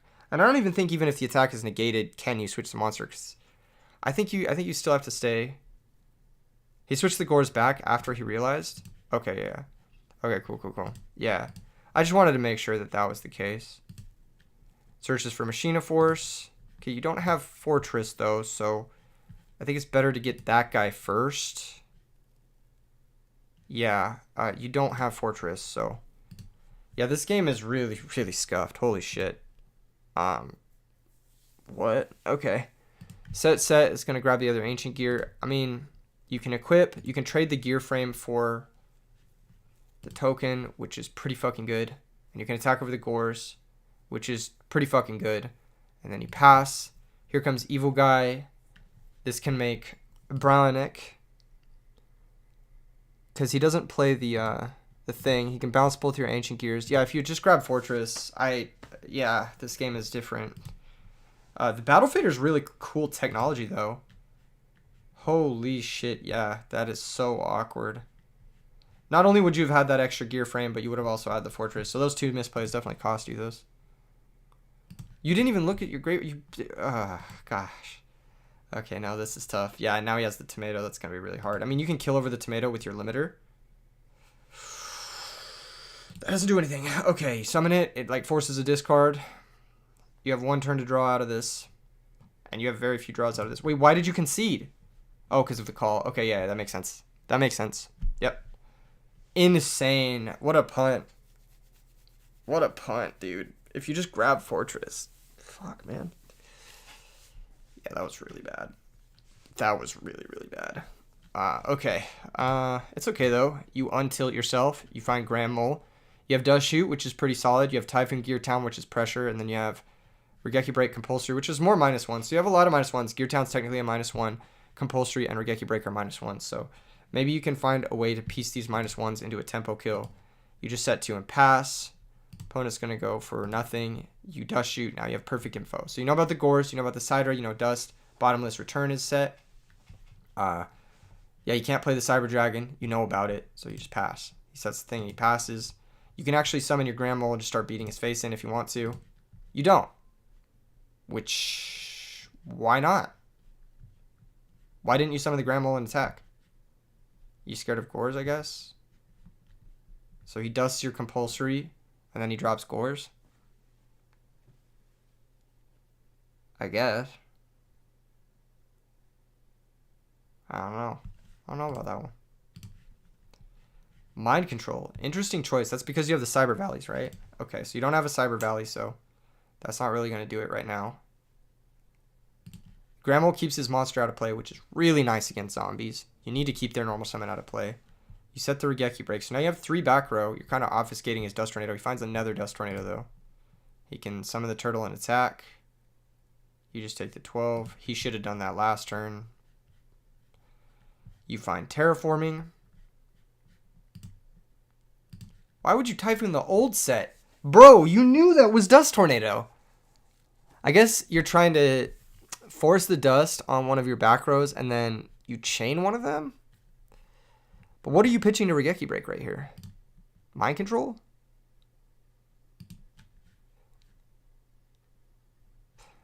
I guess that makes sense. I'm just thinking like you can go Terraforming Gear Town, Grand Mole, bounce his turtle, attack for 3,000. If you pop the other set. What's up, Martin? How's it going? I don't know about that. But, I mean, it ended up working out. You know about the Gores. You are now down cards. You search Zombie World. Huh. You thought the old set was BTH. He would never set Bottomless there. He would always set Dust Tornado there. Because he has Gores and you have a back row. You go for this, even though you know he has Gores. That doesn't make a whole lot of sense. I guess it makes sense. He takes the 3,000, drops the Gores. You can bounce the token. Yeah, Grand Mole helps you here.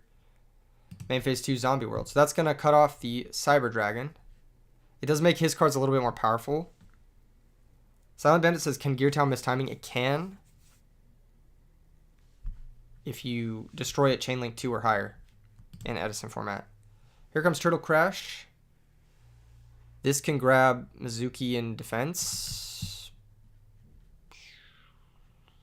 Why? Why not just set the turtle? I guess because of Grand Mole. Yeah, I don't know. Vortex is pretty fucking good here. What's his back row? Bottomless. And that's going to be game 2. We go to game 3. That was cool. That was a really cool match. You had a really nice turn there where you were able to play through the Dust Tornadoes with all your chainables. And then you were able to use your Grand Mole successfully through the Gores. That was a really good game. That was a really good game. I was a little bit curious as to why you targeted the old set, but I guess it makes sense because you have double chainable. And if you think it's Bottomless, then that makes sense too. I guess. This hand, you've got Dust Shoot, Mind Control again. You've got an OTK. I mean, you've got Gear Frame, Fortress, Limit Removal. You just need another machine. Opponent's hand is looking pretty bad. I'm not going to lie. This hand looks pretty bad. A lot of stuff that doesn't do anything. So he's going to draw Return and he's going to pass. Yeah, that's going to be a tough one. That's going to be a tough one. You can go Gear Frame Attack. I guess you waited on the Dust Shoot to play around Gores. Oh, this game is so fucking over. Yeah, this game is over. You can just take Deep Sea Diva and win the game immediately. You take Diva here, right? Because he specials Cyber Dragon and then you compulsory your own Gear Frame. And then you kill him with Limiter. Yep. Smart play. Smart play. Very, very smart play. Yeah, compulsory on Gear Frame, attack for 2,100. And yeah, on your turn you go summon, search Force, easy clap. Yep. Very nice. Very, very nice. You could have also like contacted with his Cyber Dragon too. Just to guarantee it was clear, but you know the whole hand, so it doesn't even matter. Good shit. Good shit. GG's. The first game was scuffed. I will say, but you cleaned it up definitely for the second 2 games. And your opponent, looking at his stuff, I mean, like, it makes you really wonder, should you have left in return in this matchup? This isn't one of those, like, slow, grindy matchups. Maybe he just didn't have the right stuff to bring in. He bricked like crazy game 3. And you got him with that dust shoot, so, yeah. Nice replay. Nice replay. Showcased the strength of Grand Mole and all the chainable back rows in the deck. It also showcased the power of Battle Fader as a tech card. That Battle Fader was really nice. It actually would have won you the game had you not misplayed in game 1. So, really interesting tech. It can also be sacrificed after you flip up the Gear Town for the Gear Monsters. Okay, let me see what other replays people have sent me. Ninja Deer has sent me a replay. Let's check this one out. Okay, this is Ninja Deer's replay from RBET. You guys liking this so far? Is this fun? We got a True Hero versus Ninja Deer. Shout out to True Hero. He's out here. He makes Edison content now. Ninja Deer playing 46 cards for some reason. And a True Hero playing his classic Diva Hero deck with an insane opening hand. Now, one thing I have to comment on before we even get into this match is that you guys didn't host in the classic mode, and it makes this game almost painful to watch. It makes it painful to watch, Ninja Deer. Also, Ninja Deer, I think you should cut cards from your deck. I think 46 is generally bad. Set Sangan, set Torrential. Here comes Charge of the Light Brigade. It's going to mill 3. You hit a Dandelion. Very fortunate. You're able to grab a main deck Aaron, which is wild. This is the most meme shit I've ever seen in my life. Here comes Aaron, and there goes the Torrential.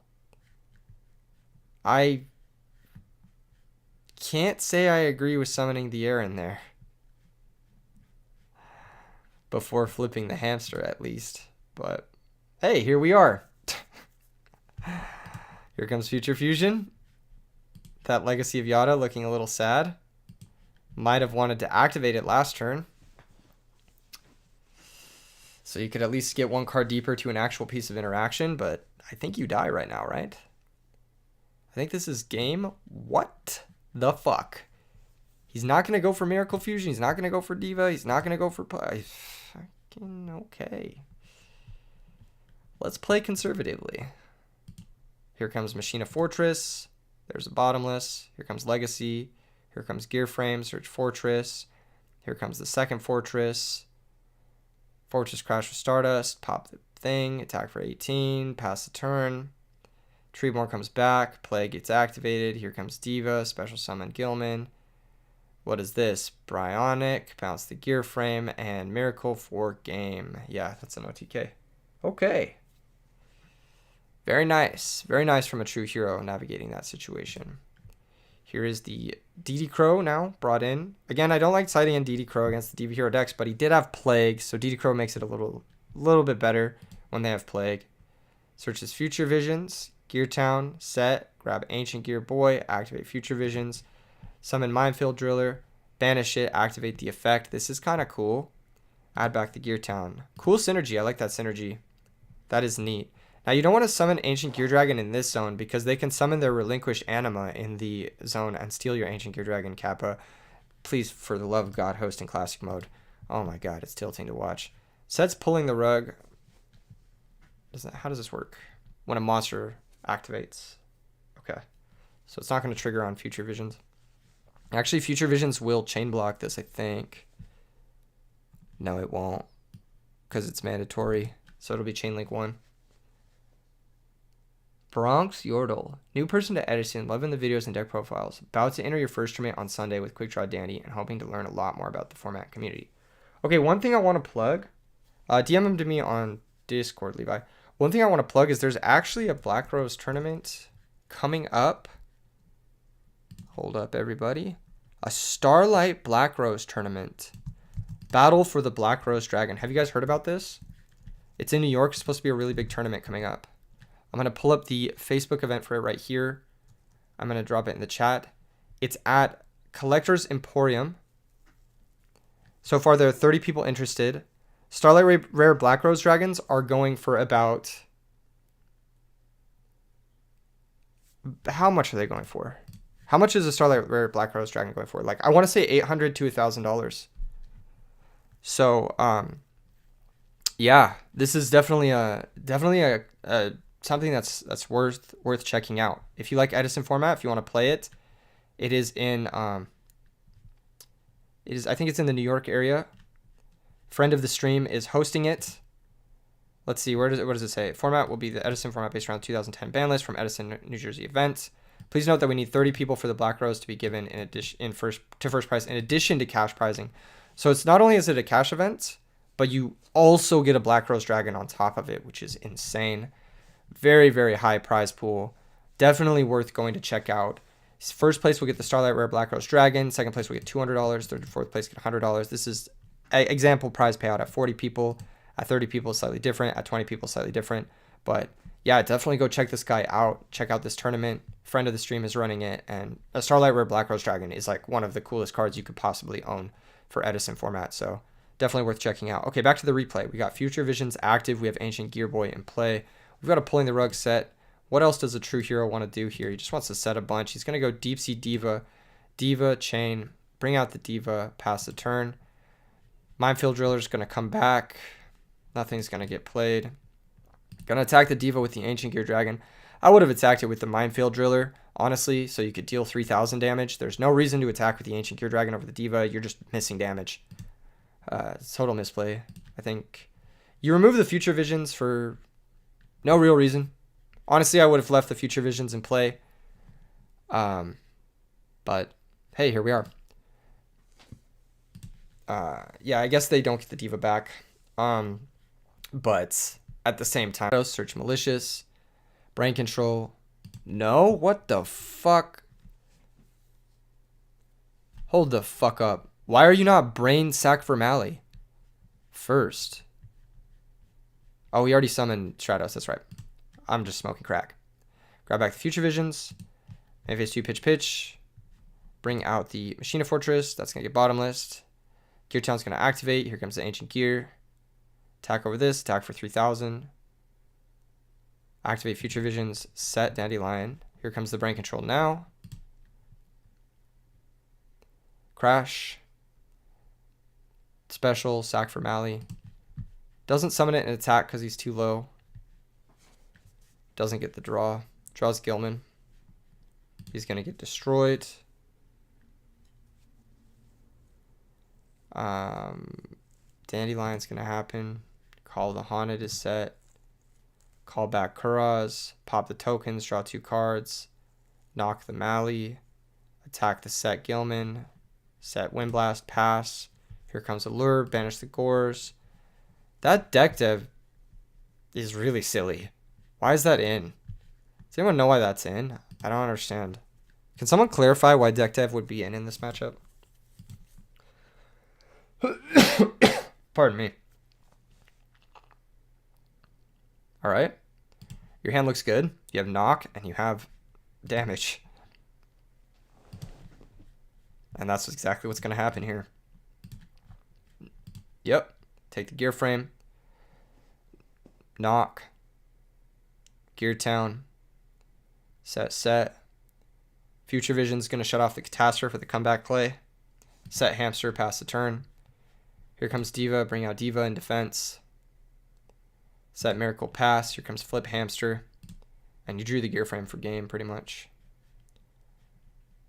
Yeah. That's just going to be all she wrote. Easy clap. That Future Visions did a lot of work. That was really cool, Ninja Deer. That was really cool. He saw Raikou Hamster. I guess. But he also saw 46 cards. So, like, against the Machina, like, let's say against the Machina Lightsworn deck, which is what I would assume this is with, like, Gear Towns and shit. Are you really boarding in deck dev when the card you're losing to is Fortress, Gear Frame, Gadgetron Dragon? Like, deck dev, sure, you can trade it with the Raikous, but you have to, like, sack a Caius to do that. And Caius is going to hit the Hamster anyway. You feel me? Or you have to sack a Catastrophe, and Catastrophe's better against these cards. You feel me? So I don't think it's, like, I don't think it's good for him to board in deck dev. I think that's a misplay. for sure. Jay Gamby, you don't gotta add me. I can just accept the message request. All right, we got another replay from Crops. This is Crops versus Fraser Smith. I'm gonna pull this up. Beast Beats versus I Am Nerd Podcast. Shout out I Am Nerd Podcast. Beast Beats wins the rock, paper, scissors. Aliens versus fairies with main deck Dust Tornado. I've said this a million times before. I don't like main deck Dust Tornado and fairies. I think it's bad. Stratos is going to search for Ocean. Set, pass. Set Angel, set, pass. If you're going to set, you might as well just set the Solemn too. There's really no reason not to. Here comes Alias. It's going to get bottom list. Attacks the Angel. Angel's going to go get DD Warrior Lady. What? No, that doesn't make any sense. Why wouldn't you get DD Warrior Lady? Like, are you just hoping to... I guess you could crash Angel, crash DD Warrior Lady, activate Tiagami in one. Okay, that makes sense. Yeah, no, this makes sense. Activate, doesn't hit, crash again. Go get DD Warrior Lady. 1800. I mean... You end this turn with a Nova Summoner in play instead of a Dialk. Which, make of that what you will. I don't know what's better or what's worse. In any case. Future Fusion. Miracle Fusion. Yeah, this hand's broken. Isn't this just game? 600, add back the DD Warrior Lady. Didn't you have game? Am I missing something? Ironic, the Dust Tornado's gone. The second Future Fusion happens. Huh.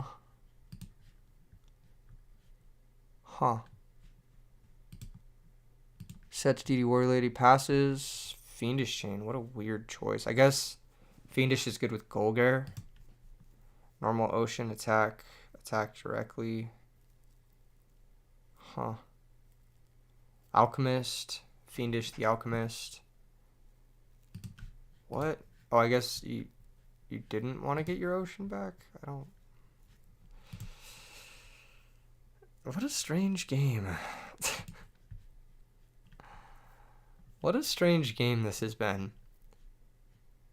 Are we just not playing our cards.jpg? Is that just the way it goes? Is this just like the 20-year-old conserver? Have you guys seen that meme? Like the fucking conserver? What is it? 19-year-old conserver. Oh, there's no meme here. Fuck. It's like, what are you holding that Solemn for next game? You holding that Fiendish Chain for the next game? I don't get it. Okay. You're going to use this to target their back row. You're going to Miracle, banish the Absolute Zero in play. Okay, maybe not. Why didn't you banish the Absolute Zero in play? If it was another recruiter, you just went all out for nothing there. I feel like you should have banished the Absolute Zero in play, blown up his monster, and then attacked for game with your guys. He can't drop Gores because he has the back row locked. Diego asks, any other games you like to play aside from Yu-Gi-Oh? Yeah, there's one where it's like the conserver. It's like a Yu-Gi-Oh version of the meme. Yeah, I love Pokemon. I actually like Pokemon trading card game more than I like Yu-Gi-Oh. I think it's more fun. I should say modern Pokemon versus modern Yu-Gi-Oh. I think modern Pokemon has aged incredibly well. Whereas I think modern Yu-Gi-Oh has aged like milk. And you're oftentimes playing the game at the detriment of your own mental health. Here comes Stratos. Summon, search Alias, attack, Honest on the Stratos because you missed on the Dialk. Why didn't we set the D-Prison to protect our Dialk? Am I missing something? I guess you have Honest, but like, did you really want to Honest to Stratos? Yeah, I have a second channel where I've uploaded some Pokemon videos, My computer's too old to support PTCG Live, but I'm going to do some variety content on the second channel too. Definitely check that out at some point. Once I'm done getting this to 10K, I'm gonna do a little bit more work on the other channel. Just because Yu-Gi-Oh is fun, but I have some goals that I want to do with the Yu-Gi-Oh stuff. This is pretty straightforward. What's happening here? I feel like you always go after the monster with the spark, but maybe it doesn't matter because you have Hero Blast. But I would definitely go after the monster there. Here comes the second Honest. Alchemist activates, attacks for 18. There's no fucking shot you lose this game, right?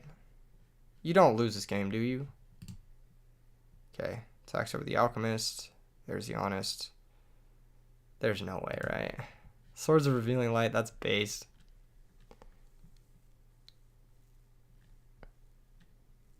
Are you saying it's not modern Yu-Gi-Oh is super popular?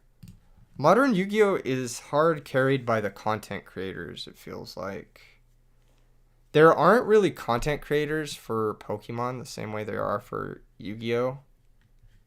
Like there's no real like DB Grinder or MBT or SEMO or Team Samurai for Pokemon trading card game. But if you look at Pokemon like in general, like I just watched a video yesterday.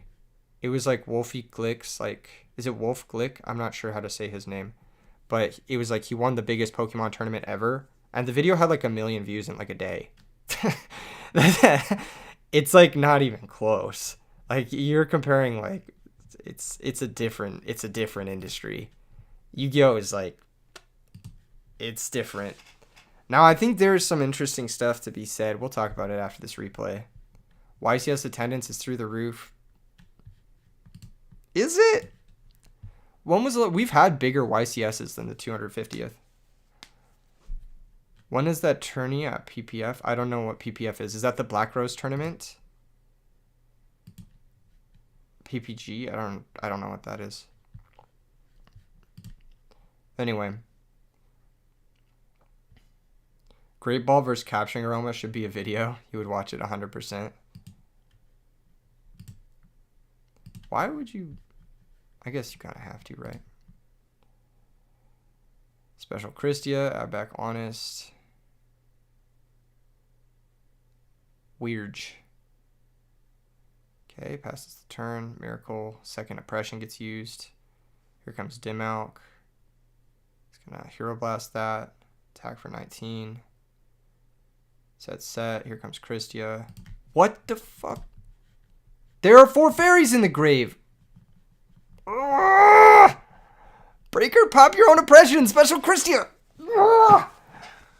He didn't stop it the first time? Bruh.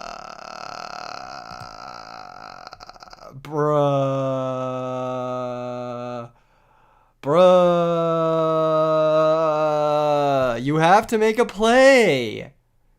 You have to make a play. You're not safe here.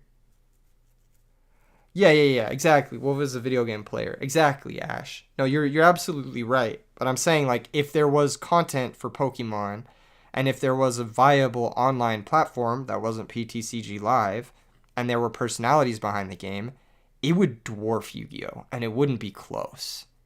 Because Pokemon is just so much bigger. It also appeals to children way better. It does an insane job at bringing in new players thanks to stuff like Pokemon Go and the video games and the TV show, and like just the community for Pokemon is massive. On top of that, factor in that like girls actually play Pokemon, so you have 100 plus 100% on your player base, like already just off the bat. So yeah, chat disconnected. What the hell? What happened? Successfully connected. Oh no, I almost got disconnected there for a second. Yeah, the one thing I think is good for Yu-Gi-Oh that we're kind of doing here is we're giving Yu-Gi-Oh a little bit of generational value that it didn't have before. The OTS Time Wizard is really huge move from Konami. I think that was probably OTS Time Wizard and us blowing up Edison are the 2 single biggest things to happen for Yu-Gi-Oh. That and like Master Duel, kinda. Like to a degree, Master Duel is good for Yu-Gi-Oh. I mean, I can't say that Master Duel is bad for Yu-Gi-Oh. It's great for Yu-Gi-Oh. Those are the three biggest things. So Master Duel lets you make content, right? Which is awesome. So making content, that's a huge part of like a game blowing up and staying relevant, is can people stream it?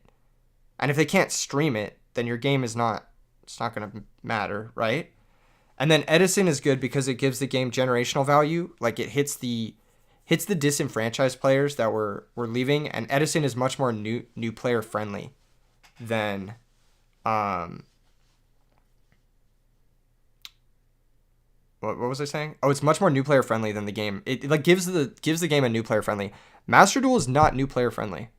I'll just say it. It's just not. They have some events that are kind of new player friendly, but unlike Duel Links, Master Duel is just like you have to be enfranchised already to want to play it to that level. And then OTS Time Wizard lets new players play at a competitive level. So I think those are the three biggest things that are happening for Yu-Gi-Oh! That are all amazing things. And Master Duel is huge because it just lets you have content. Dueling Book is also huge because it lets you have content. Pokemon would never let something like a Dueling Book exist. They would C&D the shit out of it. So that's like actually acting to their detriment, in my opinion. What is it? Honestly, Ash needed to retire. I agree. But Pokemon is also more appealing to kids. Whereas Yu-Gi-Oh! Doesn't hit that younger audience. They're almost the two different audiences. Does Live even have a replay function? It is so fucking bad. I literally tried to install it on my computer. It's like a 2015 Mac. And it won't run on my Mac. Which is insane. They're like, it's not supported on this device. I have a 2015 Mac, 2014 Mac, something like that. It's not even that old of a device. If you think about it, like I can run just about anything. Like the specs are there to run the game. It's just only coded for like the newest generation of Macs. It's like, what's the point of that? Like that's, and even once I do get it up and running, it's bad. So what's the point? I think Yu-Gi-Oh's in a good spot to grow. But Pokemon could do like one or two things differently, and it would just be the biggest game by a lot. I just think it's like, that's not their goal. Their goal is to just like be in the space, but not really dominate it. Yeah, exactly, Ash4. I don't know why they allow Showdown, but TCG and PTCGO, they don't. It's kind of weird. Java says, well, if there's one thing Pokemon is huge in, the electronic gaming. It is, yeah, it totally is. King Ray, you've been asking me to play one last match for like the last hour. I am talking about something else right now. Jake LT, base set collection with the 3 decks and briefcase. I don't know. I just think that I think OTS Time Wizard is great. It makes Yu-Gi-Oh! A great place to be. For like, if you like playing paper Yu-Gi-Oh!, if you like playing competitively, it's a really good feature. I can only say good things about OTS Time Wizard and the choice from Konami. I'm like totally a shill at this point because like that's really all they needed to do was support the formats people wanted to play competitive. Like it's so sick. I don't know. What do you guys think about OTS Time Wizard? Like, do you guys think it's tight? Because I think it's hella tight. This was an interesting replay. We got to showcase a lot of the cool alien cards. Yeah, Pokemon is much more like new player friendly for sure. That's an area where Yu-Gi-Oh! Could improve. I think Duel Links was perfect. Speed Duels is great for new players. I actually want to do a Speed Duel segment at some point because I really do like Speed Duels. I think Speed Duels is like the best way to play Yu-Gi-Oh! Next to Edison. Or close to the best way.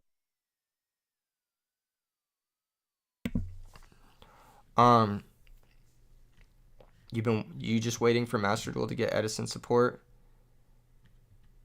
It won't. It doesn't even have traditional like Yu-Gi-Oh support. It just won't. You wish the popular content scene is more than a pack opening channel? Are you talking about for Pokemon or for Yu-Gi-Oh? Yu-Gi-Oh, there's a lot of players, which is cool. It's like the content is very player focused. You have like Pack, who like goes to all the events, MBT, who has been going to YCSs and doing really well. You have Simo, who plays in the YCSs. You have Gage, who plays in the YCSs. Like all the content creators are going to the events and competing. And then you have like, the Edison side of things where everyone is a player, everyone is competitive. So it's a cool place to be.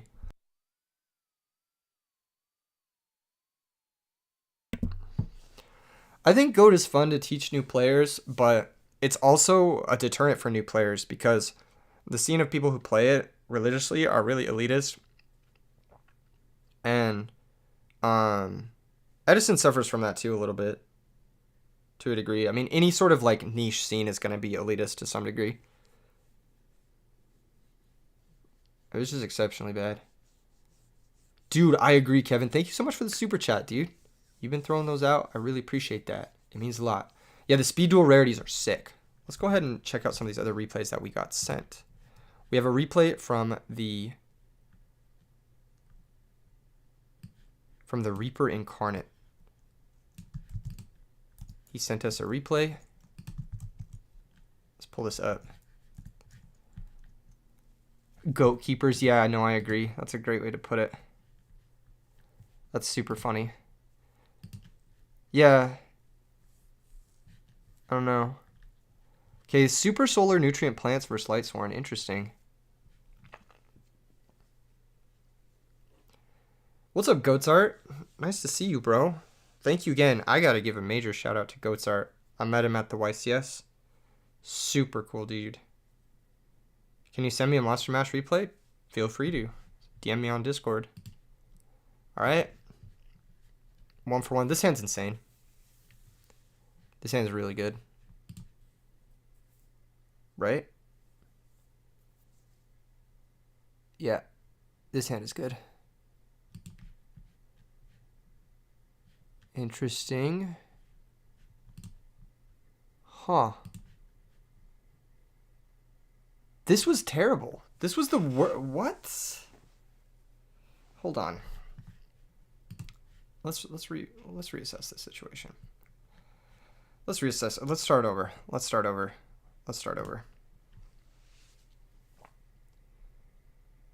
Oh, hell yeah, Silent Bandit. That'd be lit. Okay. So what we've got here is 1-for-1 Pitch Dandy gets Copy Plant. Then you can Solar Nutrient, sack the guy, go Lone Fire, Gigaplant, make Power Tool Dragon. That was the fucking worst play you could have done. I think that was the single worst play you could have made. Literally, Summon Dandelion Attack is better.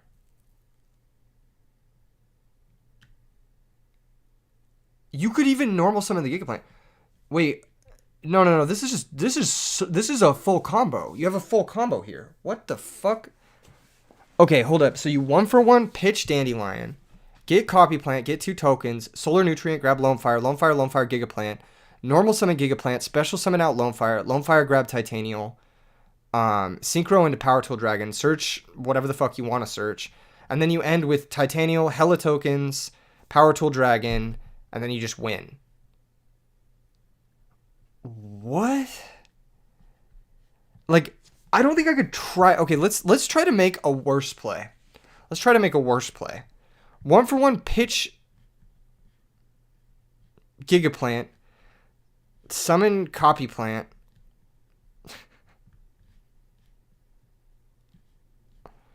super Solar Nutrient, sacrifice the Copy Plant, get another Copy Plant. Like, you have to try to make a worse play than the play you made. That's insane.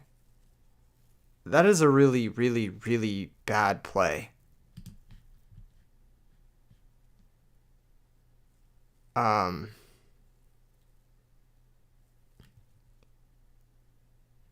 I'm not going to watch the rest of this replay. I'm sorry. I'm just not. We're going to watch another one. We're going to grab another replay. That was tough. Accept DM. Okay. We've got some replays. We got a replay from Smile World 21. Coming up on the E3 channel. It's been a good stream. Hey, Beast Beats, good shit. That was a cool replay. We've got Lightsworn versus Lightsworn. Okay. Goldstark's going to find JD. Charge is going to mill. Jesus Christ. This is more triggering than anything else. Putting Goldstark in the extra monster zone makes me want to stop watching this replay. Oh, it's so triggering. It's so triggering. Also, what did you charge for? Did you charge for Arcus? What the fuck? Charge for Lumina. You have Gareth. Ugh. Why? That's the point. You have Honest too and Threatening Roar. Oh my god. Oh my god. Okay. Hold the fuck up. Are people just doing this to intentionally, like, troll me? Like, I don't get it. I feel like you have to intentionally be doing stuff to troll me at this point. Get Lumina. The pitch Gareth, special Gareth. End phase mill 5. Have Honest plus Threatening Roar to protect it. Potentially draw even more cards.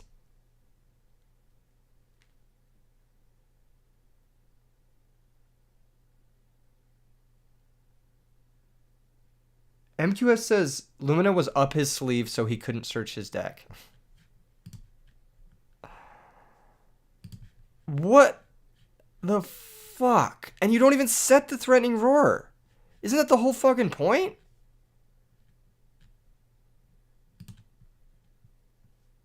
What the hell? SFM Cell says average Keegan. What is that supposed to mean? Tilted? Tilted off of like people playing like they don't know Lumina's in the format? Okay. Card Trooper activates. Mills 3. Attacks Arcus. And now you have to Honest a Card Trooper. He knew about the orange light? How? How? How did he know about the orange light? Also, his Arcus could just get orange lighted. Like, okay. And even if you go 2 for 2 with the orange light, that you're fucking happy about that. Like, I'm happy that that happened. Plus, you get 2 more names in the grave. You have Necro too. Oh my god. Please tell me he doesn't use the Honest. Okay, he uses the Necro. Summon, attacks. Attacks. Mill 4. Heralds the Gareth. Why wouldn't you Honest this? What is going on?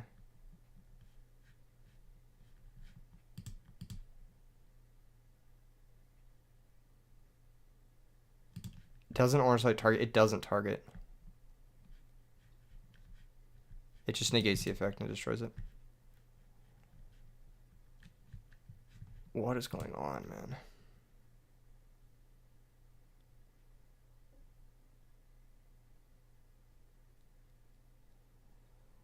JD, activate, blow up. Why wouldn't you save your normal summon for after the JD blow up?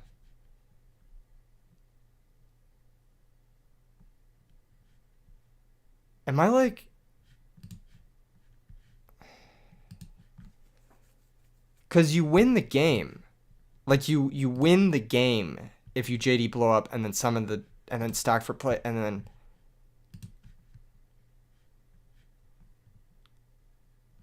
Am I like save the card trooper. If you mill a wolf, you win the game too. If you mill wolf plague, you win the game. Am I missing something here? What the fuck? We're done watching this one too. Okay, next replay. Next replay from MQS. This one comes with 0 context. MQS isn't even in my Discord server. What the heck, MQS? Join the really big Yu-Gi-Oh! Discord if you haven't already. Link in the description. MQS, you're sending me stuff on Discord. You're not even in my server. You're not even in my server. All right, let's see what MQS. MQS, which one are you? I don't know which one you are. I guess you're the cowboy. That's hilarious. All right, you lose the rock, paper, scissors. You have malicious and dandy. Oh, this is exciting. Starting off with an aggressive value pitch or Greffer pitch Sirocco. I don't like this play from Jake Goes Online because you don't have a normal summon.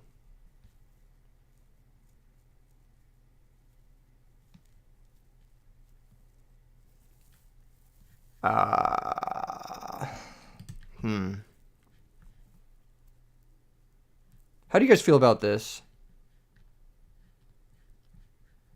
How do you guys feel about this?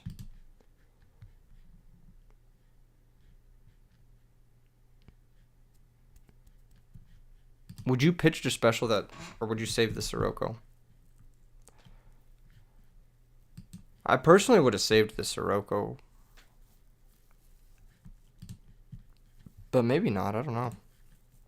Maybe this is better. I don't fucking know. Holy shit. Your deck looks bad.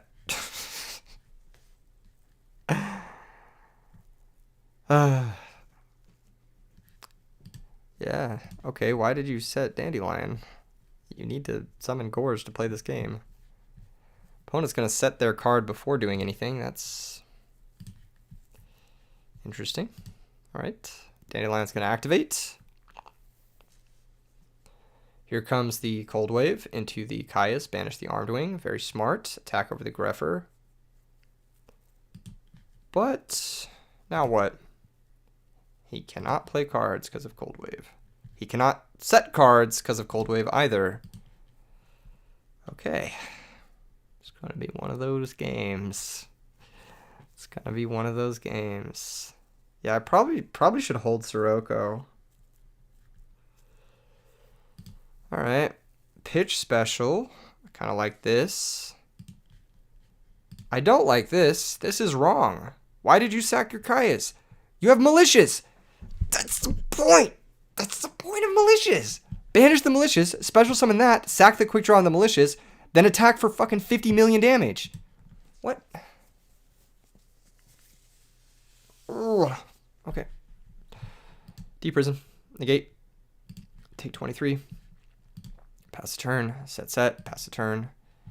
Attack the set monster. Pass the turn. Heavy Storm. Negate. Set. Pass the turn. Dark Bribe is terrible. Pass the turn. Pass the turn. Pass the turn. Pass the turn. Pass the turn. Pass the turn. Pass the turn. Pass the turn.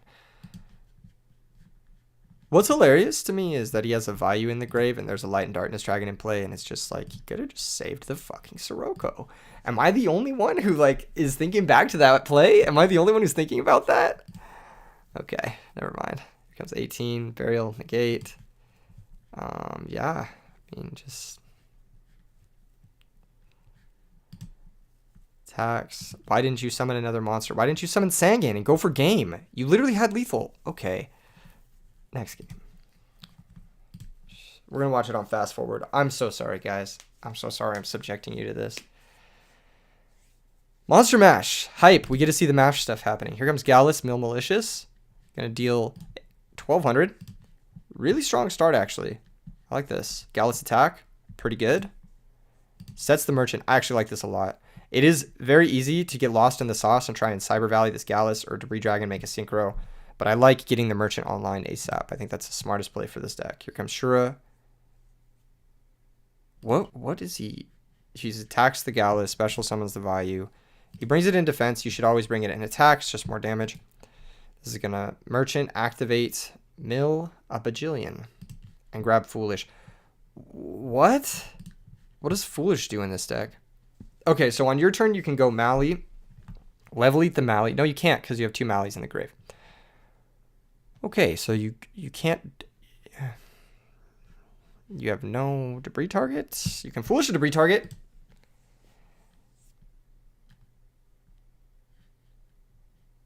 And then you have Icarus you have to play into. Okay. Oh, this is tough. He would have dealt 800 extra had he left the value in attack position, which he should have done. Just a little bit of a sequencing error. We'll see if that 800 life points ends up mattering. Now, on your turn, you could Foolish Dandelion. You could go for Debris Dragon Black Rose Nuke. That does play into Royal Oppression, does play into a lot of other things. But it also would clear his entire board, which is a 2 cards for 4. And I think you're pretty happy about taking that trade. Whereas this, I think, is a little bit too passive. I think you just die here, right? That's what happens. He still doesn't switch the value, so now he's missing 1,600 points of damage. Mills Cold Wave. There goes that guy. Cold Wave with Foolish. Really awkward. Gonna attack with both, and yeah, you're dead. Okay. All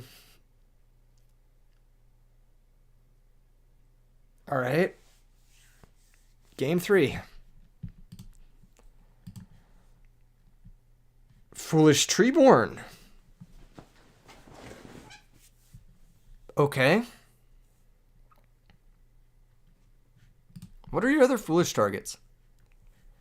You have Malicious, you have Dandy. I feel like you just wait.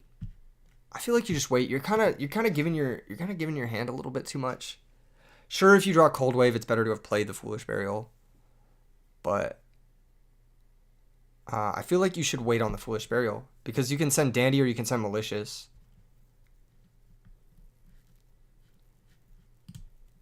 Right? What the hell is this play? Also, he saw Magical Merchant and he left in Heavy Storm. What am I watching? Why would you not side that out? It literally does nothing versus the Magical Merchant deck. Thank you so much, Javis, for the hearts. I don't understand. My brain, it's shriveling. I'm reaching my limit. I'm reaching my capacity for understanding. I have to close the window. I have to close it. I have to close the window. Okay. I'll stay on this. But the only way I'm staying on this is if you go Quick Draw, Pitch Necrogardna, Synchro into Drill. That is the only way I am staying on this game. That is the only way. We'll play it in real time. All right. You're out. You're out of the game. You're out. You're done. You're done, MQS. You're done, Zo. That was it. I'm sorry. Just we have to move on. I must move on. Okay, next replay. Accept DM. Okay, let's see what people got. This is a pretty intense replay. Oh wait, I have a message from Indi Kid. It says need analysis for your stream. Oh no, dude. Indi Kid. I love Indi Kid, but I know this replay is gonna be painful. He said if Indi Kid is sending it to me. Okay, Indi Kid versus Beaky. We're watching on fast forward. He says need analysis for the stream. I fucking hate you, Indi Kid. I hate you. I fucking hate you, Indi Kid. I fucking hate you. Oh my god. Fucking hashtag. Can we start a movement? Hashtag hate Indi Kid. I'll tweet it out right now. I'm tweeting it. Follow me on Twitter at E3yugioh. Hashtag hate Indi Kid. Can we get it trending, please? Hashtag hate Indi Kid. Tweeted. Okay. Next replay is from Hath. Hath sent me a replay. All right. What have we got? Hath says this is intense. Hath versus Joyboy. I think Joyboy's a really good player too, so this is a good replay. Gonna be a good replay. The most intense game of RPS. We kind of fast forwarded through it. So we've got Diva, Oppression, Mally in the same deck. Why? And then we've got Lightsworn. All right. Exciting moments. Card destruction. Let's see him draw that second Mally. Never punished. Why did... Oh, he drew past because he had Gores. Okay. Well, well, well. We got Lumina Pitch Wolf bring out Gareth with Dust Shoot and Royal fucking Oppression. I think we just go for big damage, boys. I think we just go for everything. Play it all. Summon the JD, summon the JD. Thank you. Okay, God. Ooh, I was a little bit worried there. Jar Lily, you can DM me on Discord. Join the server in the description below, and you can either post the replay there or you can message it to me. Lumina's going to mill 3. Gareth's going to mill 2. Going to draw nothing. JD's going to mill Wolf. Alright, how do you come back from this? You need Heavy Storm. You need Heavy Storm, and even that doesn't do it. Does it do it? No, it doesn't do it. Yeah, you're just dead. Okay. What the fuck? It says can't beat Valley. What do you mean you can't beat Valley? Just attack it, bro. What? Okay. Here comes Upstart. Draw into Valley again, please. He did! He did! He drew into Valley again! Wait, did he shuffle? He did, right? Oh my god, that is so funny. Oh my god, that is so funny. I literally said it. I literally fucking said it. I literally said it and he did it. I literally said it and then he did it. And then he didn't summon it. Why? Oh, I guess because you can just JD blow up and then that's the game. But then you can chain Wind Blast on the JD.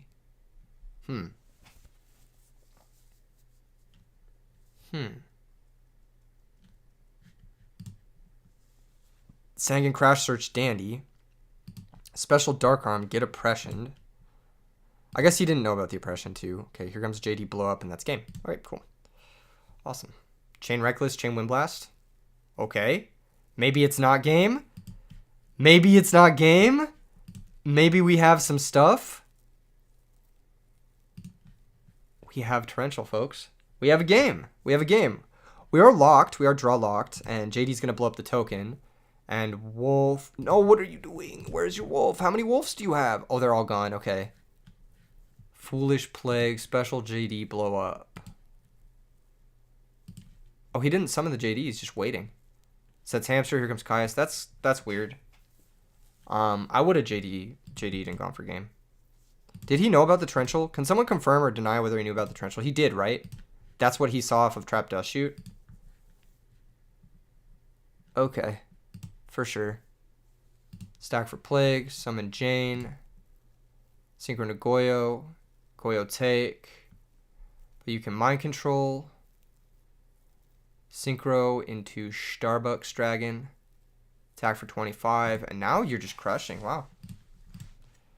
And never even activated the Mally or the Plague. Probably should have.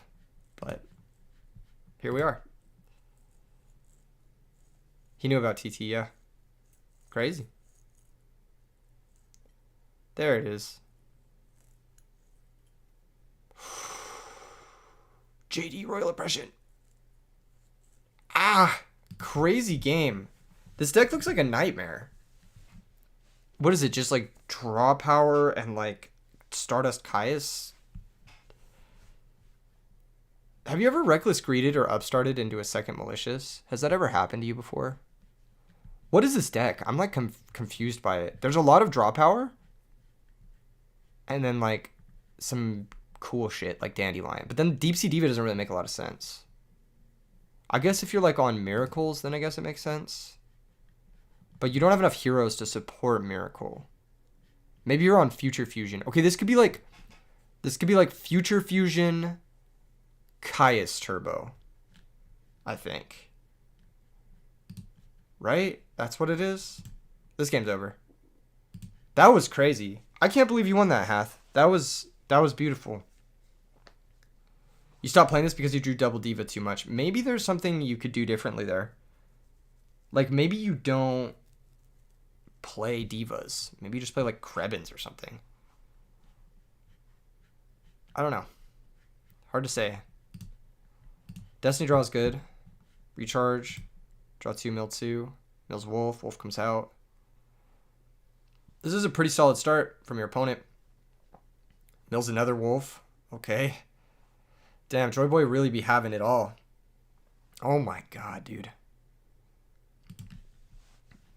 That's nuts. This is kind of why the Lightsworn stuff falls out of favor, though. You summon a couple wolves. Let's talk about Wolf for a second.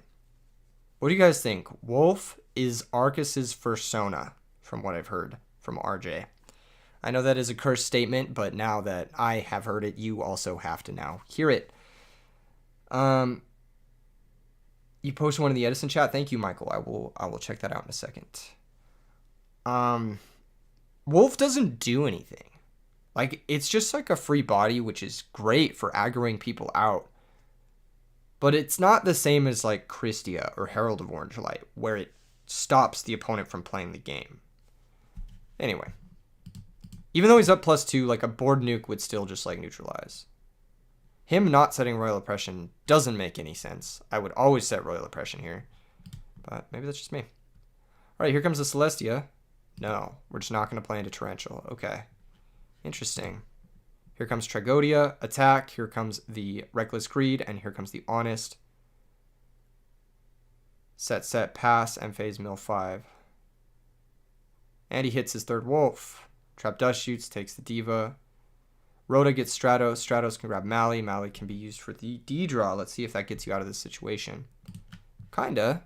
Grabs you in Mirror Force, but he can just Celestia your back row. Let's see if he wants to do that. He doesn't. So exactly what I'm talking about. Wolf doesn't do anything on its own. You need to convert it. You need to Celestia target some of these back row. Why the fuck not? Why would you not do it? You sack the Wolf. I guess you're scared of decking out, but like, you're going to deck out anyway if he has Mirror Force. I don't understand. And you can Beckoning, like, you could do so much this turn, right? Is JD not in the deck? What the fuck has happened? Yeah, you mill 4, you can get JD main 1 too. I don't understand this. There's a JD. Okay, yeah. So if you had milled 4, you would have hit the JD. Anyway, here comes Reckless, here comes Diva, here comes Royal Oppression, here comes Switch Set, here comes Celestia. No, still no Celestia from Joy Boy. What the fuck is going on? I guess he can't Celestia because he can't pay the cost because he has 3 cards in deck. That makes sense. That makes sense. 1850, and now you lose the game. No, you don't, because you have to tribute set. Here comes Plague Normal Attack. Draw Honest. Attack. 1450. Pass the turn. Upstart Goblin. Draw Diva. Pass the turn. Summon JD. Blow up the field. And we're going to game 3. Okay. I like the way Joyboy played that, kind of. I feel like he should have just gunned the Celestia. Like, what's the worst that could happen, you know? Mind Control takes Hammy. Oh, it takes Arcus. You can't target this with Cyber Valley. That's true. Very unlucky. Pass the turn back after you mill 2. Here comes 1200. Drop Gores. What?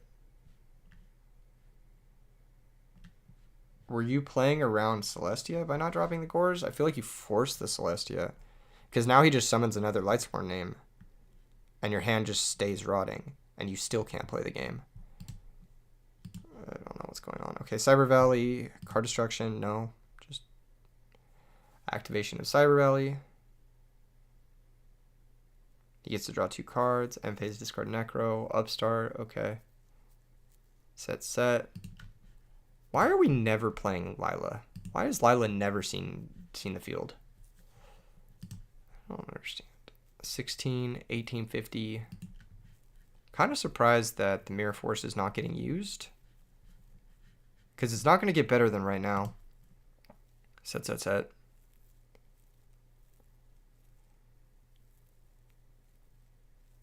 Reckless. Can you deck him out somehow? Oh, card distraction. Nice. Very nice. That was the game plan. Very, very, very nice. This is hilarious to me. You want the list? No. That was cool. That was a fun game. A little bit greedy with how many cards were milled. And that's going to be that.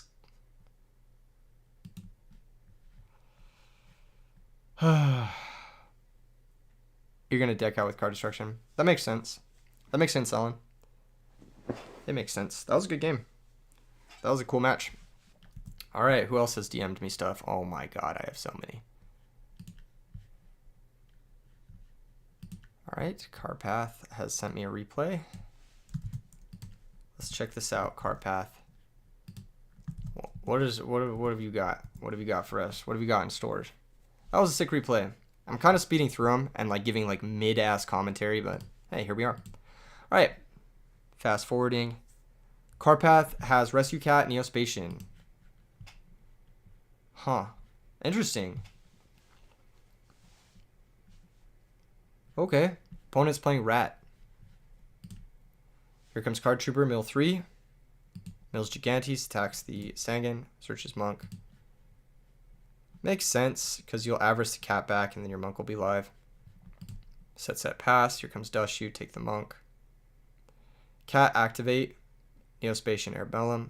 Copy Card Trooper, mill 3. Avarice is now live.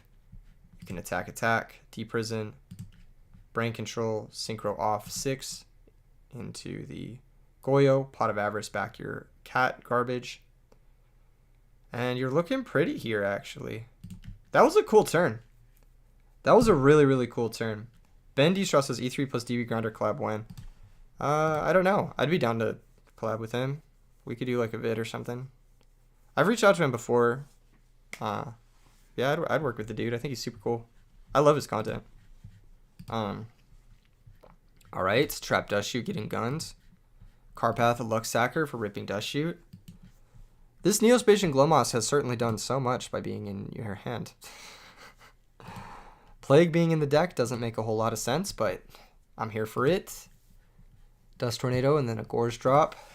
Main phase 2, you can make Colossal Fighter, or you could just Chaos Sorcerer. Or you could Dark End, pop the token, doesn't really matter. I don't know if Dark End's in the deck though. And that's going to be game 1. Interesting. Dark Panther actually did something that game, which is rare. You don't see that very often. This hand, we've got Injection Fairy Lily, Giant Rat. A lot of damage output. We've got Sangan. We've got a lot of Neospatians. We've got Cross Porter. We have even more access to Neospatians. This hand looks really bad from Carpath. But if he gets Convert Contact, then you know what? He might be able to do some stuff. Oh, drawing Airbellum. That's pretty bad. Set Sangan pass. Sack Rat for Caius. What are his back rows? Okay, hear me out. This is a misplay. Yes, Miguel, that's what it stands for. I feel like you should go for the Injection Fairy Lily, but maybe it's fine. Maybe you just Caius it and then you drop Gigantes. Okay, it's fine. Gigantes time. Gigantes. Okay, that's a liability. You want to know why? Because if this gets attacked over, you're losing your back row. But I guess you have Bottomless Solemn to protect it. Convert Contact is found. Does he have yet another Neospatian in his deck to play this? He does. And he can summon Dark Armed, which is going to get stopped. Dark Arm. Chain Bottomless. Injection Fairy Lily for game. Nice. That was lit. I liked it. I liked it a lot. I love Injection Fairy Lily lethals. They make me smile. All right, we've got... What? Did he, like, change decks? Is Gigantes a rock? Can anyone confirm or deny if Gigantes is a rock? Hold on. Do we know if Gigantes is a rock? Hold on. I'm going to post in the Discord. Is Gigantes a rock type?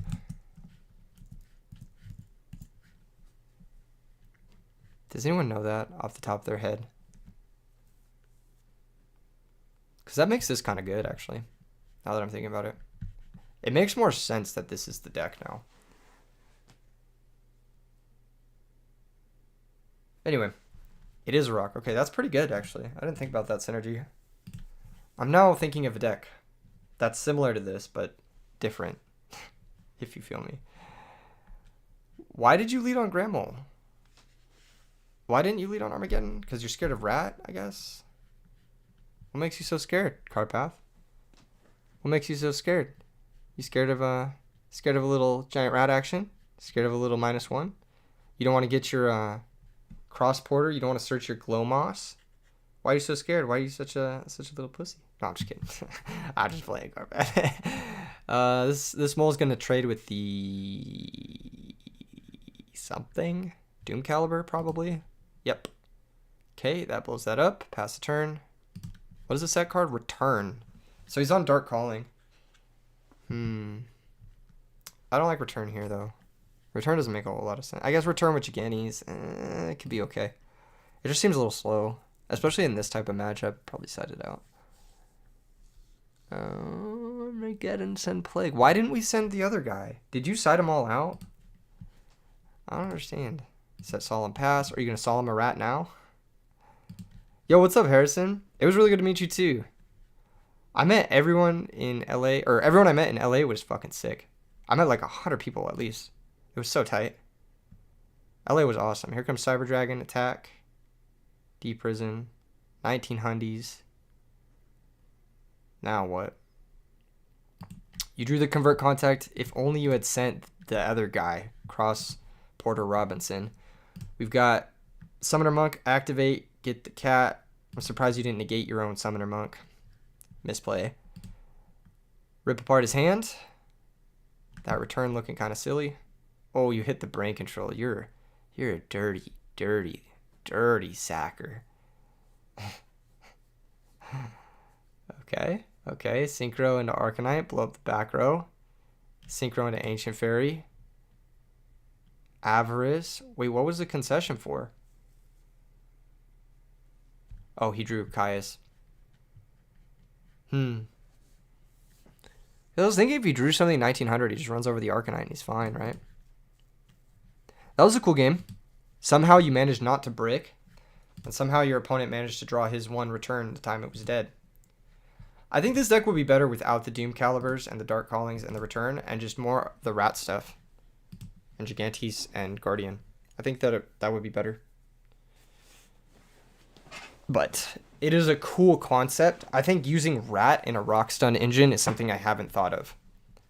And it makes a lot of sense to do it. So I'm definitely going to have to mess with that. Okay. What are the replays we got? We got a bunch. Are we going to get through all of them? I will try. I'm actually going to try to get through everyone's replays tonight. The next one is from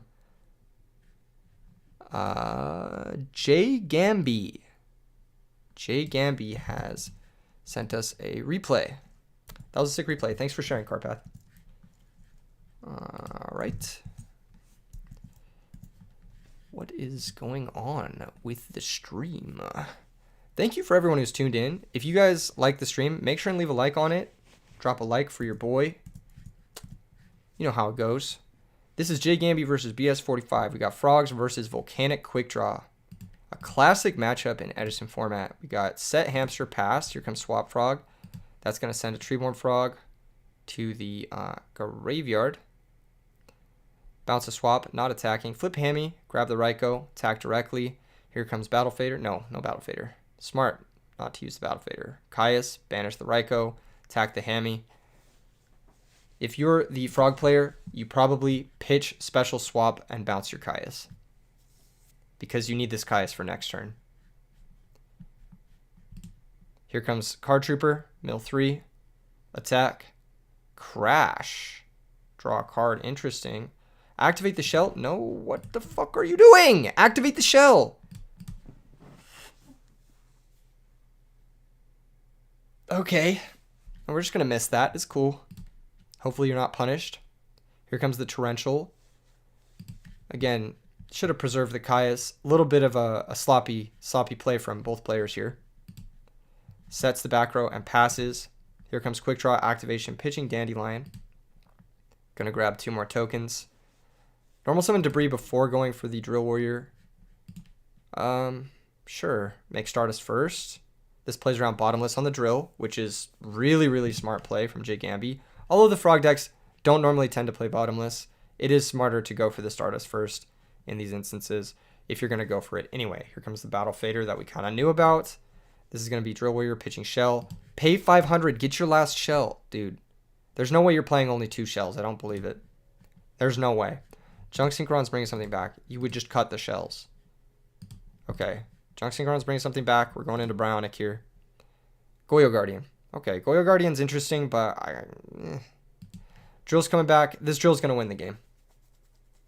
There's no way it loses the game. You should grab back the quick draw here unless you're making another Stardust main one. Dude. No. What are you doing? Make another...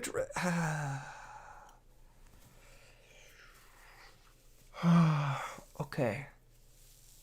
Kid Moto, I do play Modern Yu-Gi-Oh! I have Bestial Control built, I have Branded built, and I have Drytron built. I actually have more Modern Yu-Gi-Oh! Decks built than Edison decks built, which is kind of sad. Alright, Caius attacks. Mirror Force gets activated. Yeah. That was bad. That was bad. You should have either made Stardust, or you should have got back Quick Draw to make a second Drill. That was very bad.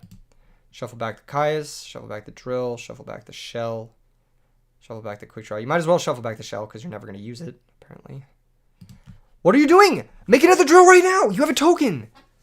Oh my gosh. Okay. Okay, now it's cool. Using the token to protect your life points, but they have a fucking Monarch. They're just going to Monarch it. Or they can just Treeborn attack over the token. It's the same thing. Oh, man. Wait, what is he doing? Isn't this just game? Isn't this just fucking sack for Caius? That's 49. Pitch special swap, 5,900. That's game. That's fucking game. Dude. What the fuck am I watching? These players want to have a friendly and casual match. And I respect it.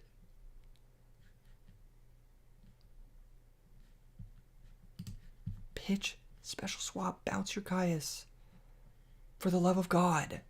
Your deck does two things. Summon Monarch and bounce Monarch. You're forgetting the second one. Alright. Alright.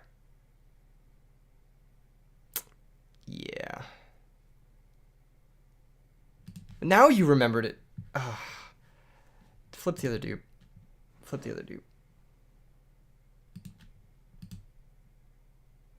Okay. Never mind.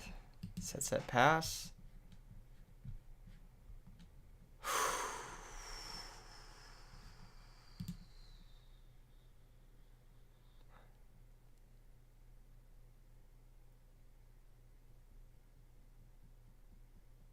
That's tough.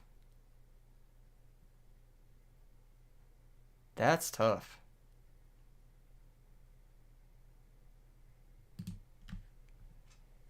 That was a messy, messy game.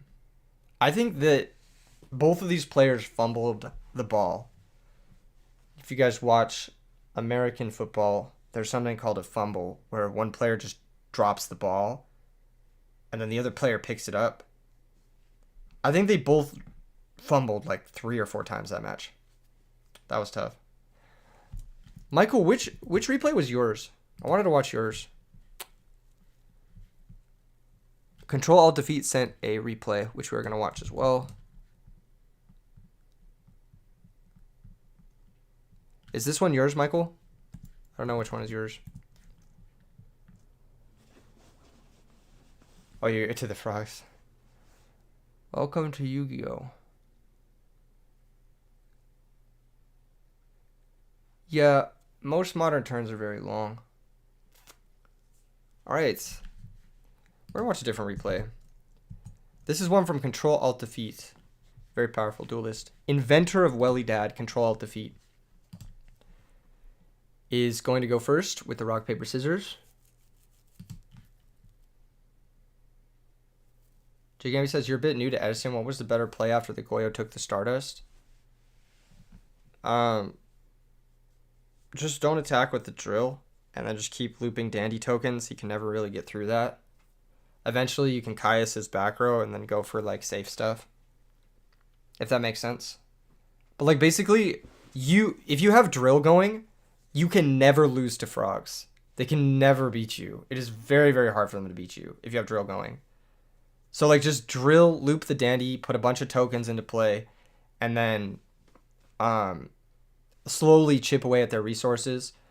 Don't throw away your drill, because the drill is the you basically get 2 tokens every turn with drill, if that makes sense. Oh, that's you. Yours is Eta. Dude, I know you. I didn't know that was you. Okay, shit. Yeah, I got it. Yeah, hopefully that helps, Jake Gamby. Hopefully that helps. Yeah, in that matchup in particular, drill is like your resource engine. So you just keep going. You get 2 tokens.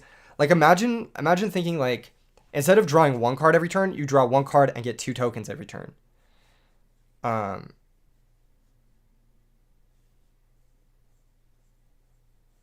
Jarvis, I do both because I am entertaining. I'm an entertainer. This is something that I've been meaning to talk about, even though I've talked about it like 8 million times and people still don't fucking understand it. Me getting like salty or emotional or tilted is like part of the entertainment factor. I'm playing up all of this shit. I literally don't care. But at the end of the day, like it's entertaining. If you watch the videos where I get like quote unquote upset or salty or whatever, and I know that this is like not a super healthy relationship to have with content creation, but those videos gain me the most subscribers and they get me the most engagement. That's just the way it goes. So like if I get like passionate about a match, if there's a hype moment, a hype emotional moment, or if there's a salty emotional moment, those videos, those streams overperform in numbers of subscribers gained and like viewer retention and literally everything else. So it's people are like, oh, you shouldn't get salty, you shouldn't get tilted, you shouldn't get. I'm like, okay, I'm just making content, man. Like, don't watch the content if you don't like it. If it makes you uncomfortable, watch literally anything else. I don't give a shit. Most people do enjoy it, and that's something that I'm going to continue doing. So yeah, I don't feel the need to really change that. And I do also, when you say I should mentor and state what players should do, that's implying that I don't do that, which I fucking do. I do that in every video. I do that all the time. I am like one of the only resources that does this kind of thing, that reviews other people's replays. Nobody else is really doing this right now. So like, unless you want to upload 500 Edison videos on how to play this game and how to play the format, like, you know what I'm saying? Like, it's like, actually, Asian with Hat, I disagree. I do act exactly how I do in the clips. I do act exactly the same in real life too. But the difference is, in real life, nobody says shit. What's up with that? What's up with that? Nobody has a problem with it in real life.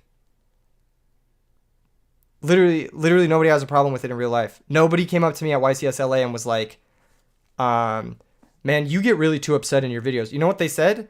They said, I love your videos. Thank you so much. Your commenters are crazy. That's literally what it was like. The people who are actually out at the tournaments, touching grass, that kind of thing, are not the people whining in the comment section that I get emotional.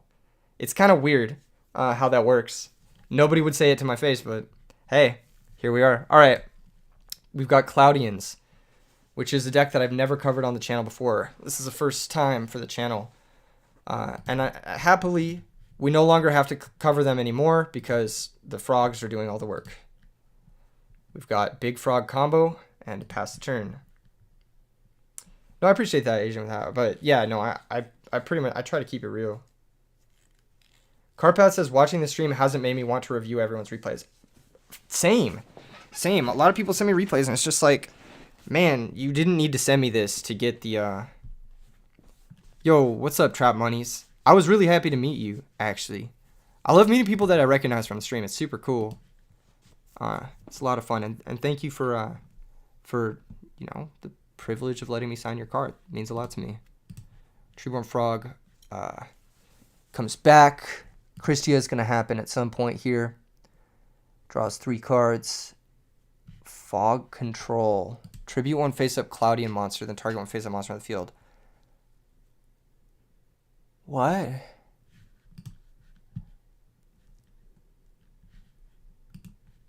What? What does this do? Okay, whatever. Christia. Cool. Well, now we have Christia versus the quick draw player who doesn't have an out. Okay. Nice. Love to see it. Are we not summoning the second Christia? Okay, guess not. Shall pay 5 hundo. He finally drew the out. But yeah, it's too little too late.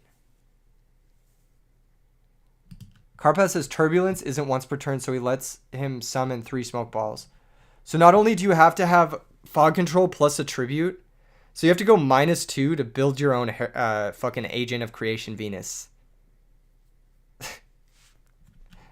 Good shit, Carpath.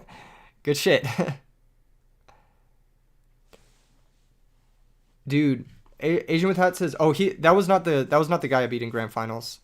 Goatsart gave me an ulti 5-God dragon at the YCS, which was one of the kindest things anyone's ever given me. It was really cool, and asked me to sign his 5-God dragon. That was really tight. Hopefully, it brings you luck. Hopefully, you sack Future Fusion forever." All right, here comes Drill Warrior, which isn't gonna do anything because you have fucking Christia, and he should know that you have fucking Christia. I guess he has Book of Moon, but like, you have Christia. Yeah, so books Christia, drops Trag, enemy controller, take Trag, double tribute for Christia, and that's gonna be that. So that was Frogs and Christia going crazy. This game you have Salvage Fishborg, so we sided into Fish Synchro. I kind of like it.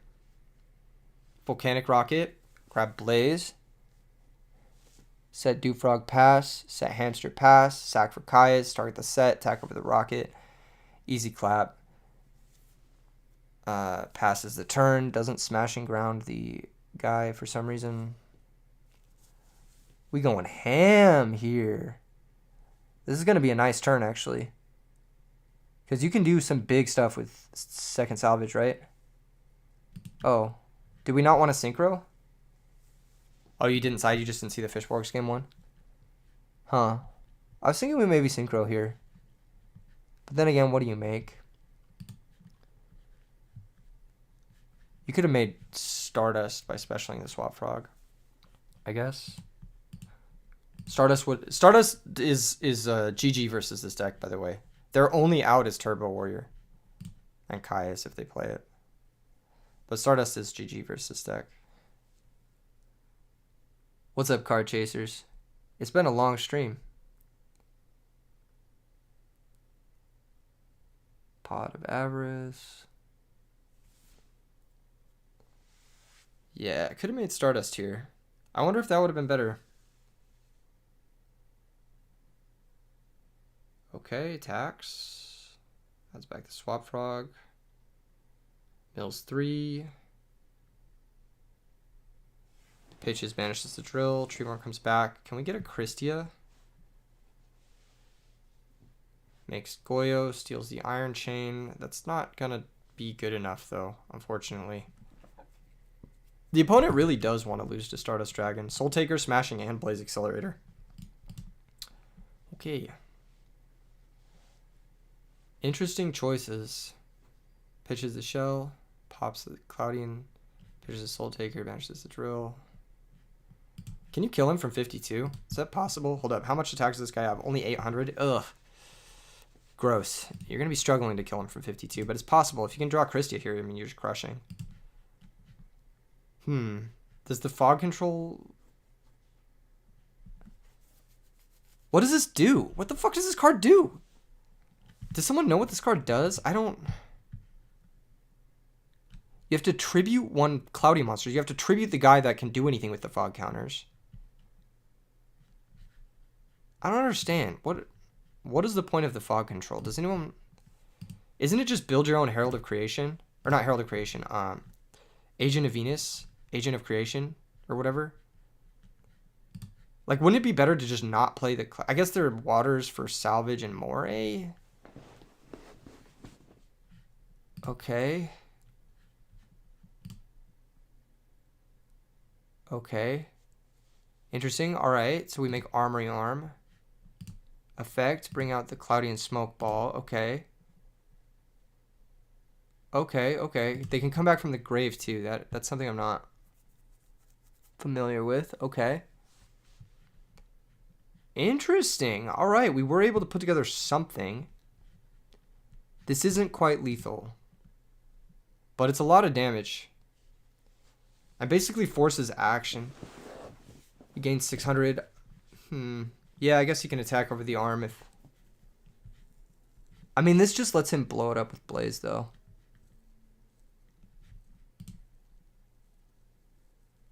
What the fuck? Bro! What the fuck? Is he going for... Is there a game shot here somehow? I guess he's getting greedy. He's going for game. No, he's not. What the fuck is going on?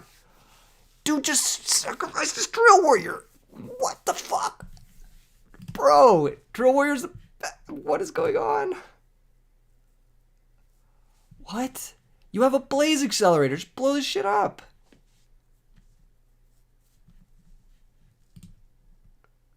Now you just die to anything. Or he just dies to anything, I should say. Yeah, here comes the Gores.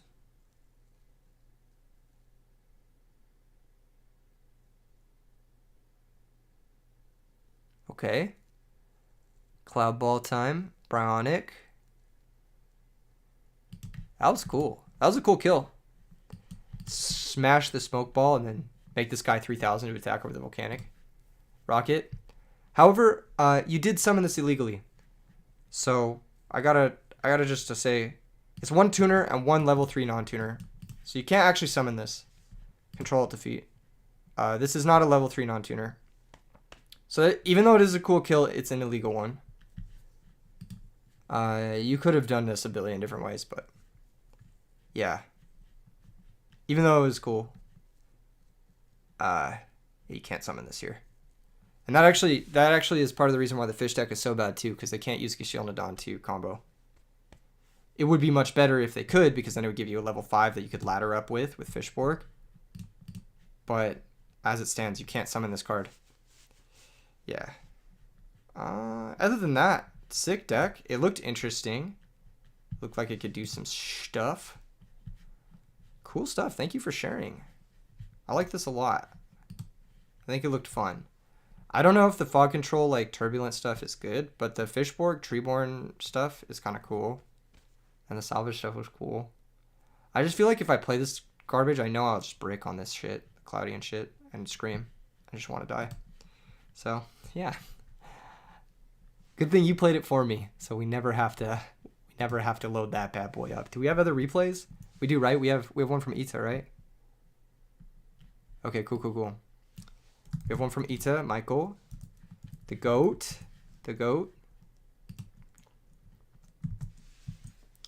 There's 3 mained plasmas. That's base. Do you main Stratos too? Probably not, right? All right. Fast forward time. Ita loses the die roll and is playing fairies. Fairies versus Lightsworn Machina. Here comes Cyber Valley. Set bottomless. Pass. Okay. Raiko's gonna pop the back row maybe. Okay. Here comes Gear Frame. Search Force. There's a Fortress in the grave. Okay. Cyber Valley gonna activate and draw a card. Interesting. Dialk is the find. So Dialk can get back the Cyber Valley by crashing with the Machina Gear Frame, which is pretty good. Alternatively, you could Synchro, but I think this is just a Dialk crash moment. Huh. No crash. Weird. I would have tried to clear the bigger monster. The Raiko's not really doing that much in play. So I definitely would have tried to clear the bigger monster here. Like, get my +1 with the Dialk. You do get to add back Gores now, so setting the oppression is interesting. But I think it's still right to do it. You can set Deprison 2 if you want and pass. They do have Lila, but they also have Recharge, so they have to choose between recharging and activating their Lila. Looks like they are going to recharge. They're not going to respect your back row. And it looks like they are playing Celestia, so it's also a good thing that you did attack over the Raiko. Very fortunate circumstance for you, since you don't have another fairy to really take advantage of this Herald. There's the Royal Oppression. Here comes Card Trooper, mill 3. Mill 0 monsters. You're going to be able to add back a monster with your Dialk. You're going to add back Cyber Valley. You can deprison the gear frame. Generally speaking, it's better to deprison the card trooper because you can't attack over the card trooper right now. However, you do have brain control, and maybe brain taking card trooper and milling 3 is something you want to do. I just think that it's better to deprison the card trooper because it gives a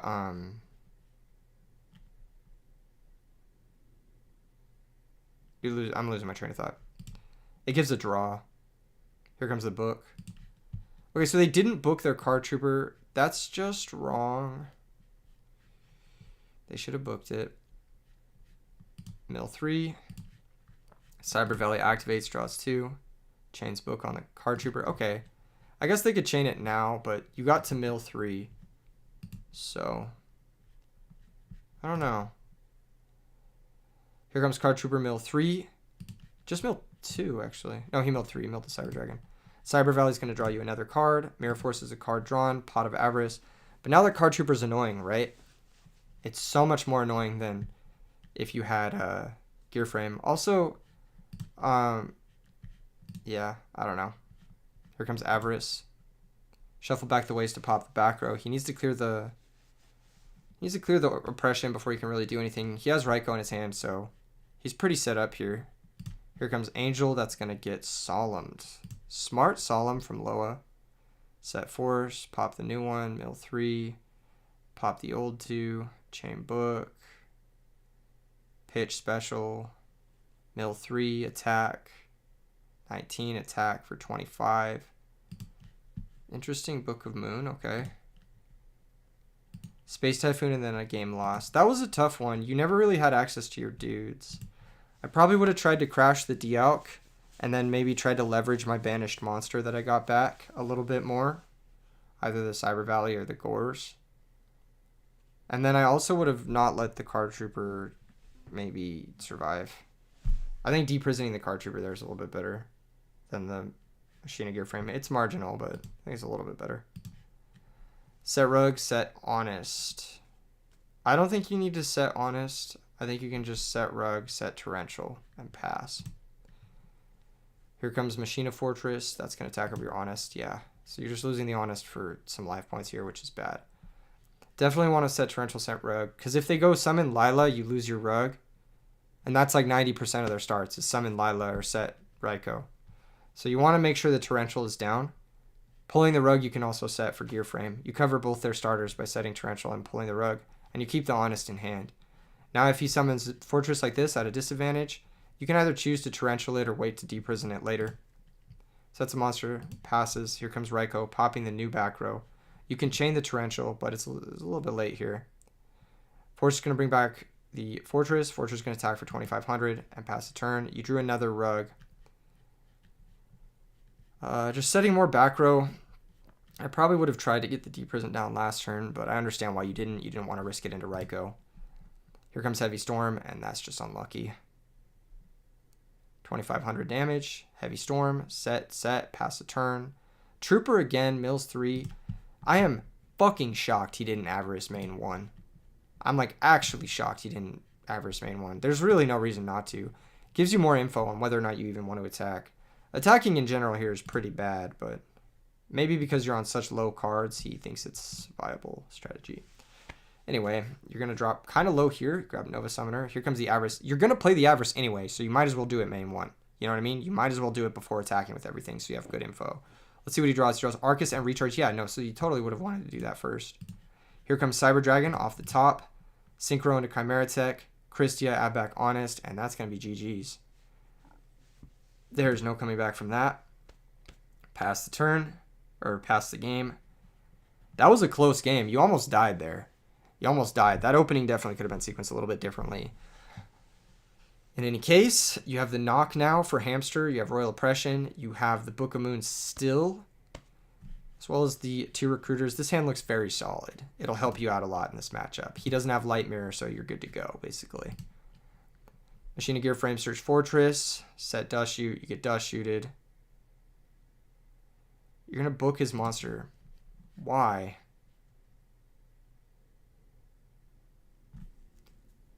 Why book his monster? I don't understand that. That doesn't make sense to me.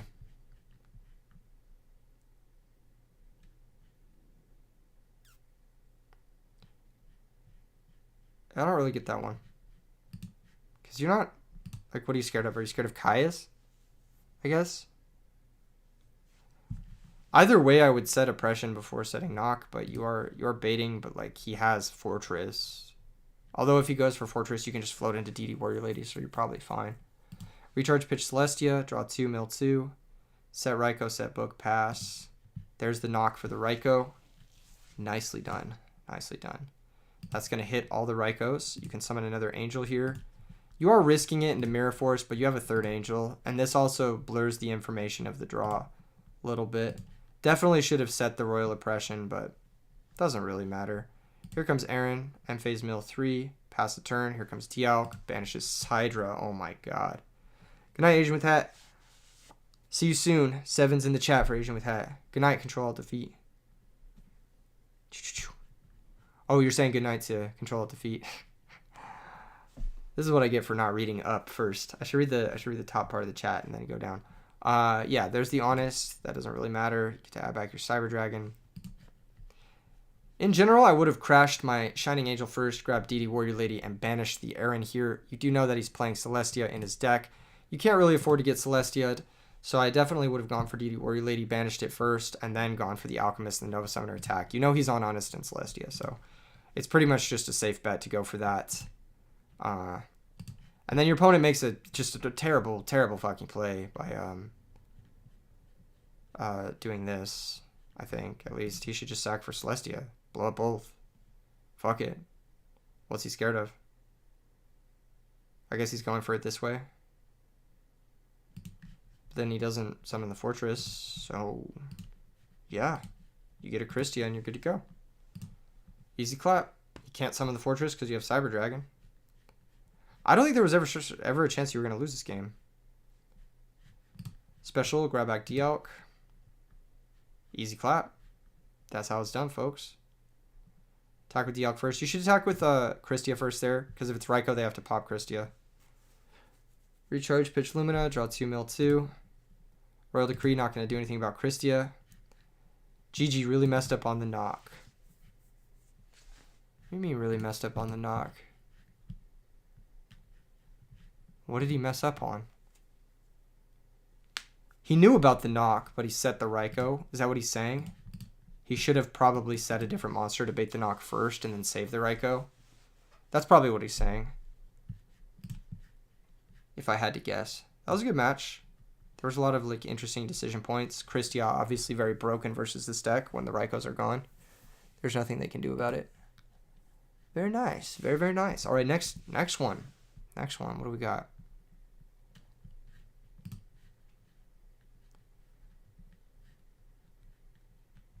What other replays do we have? We have a replay from Jay. We've got replay from Jay versus Stango. Hell yeah. Okay.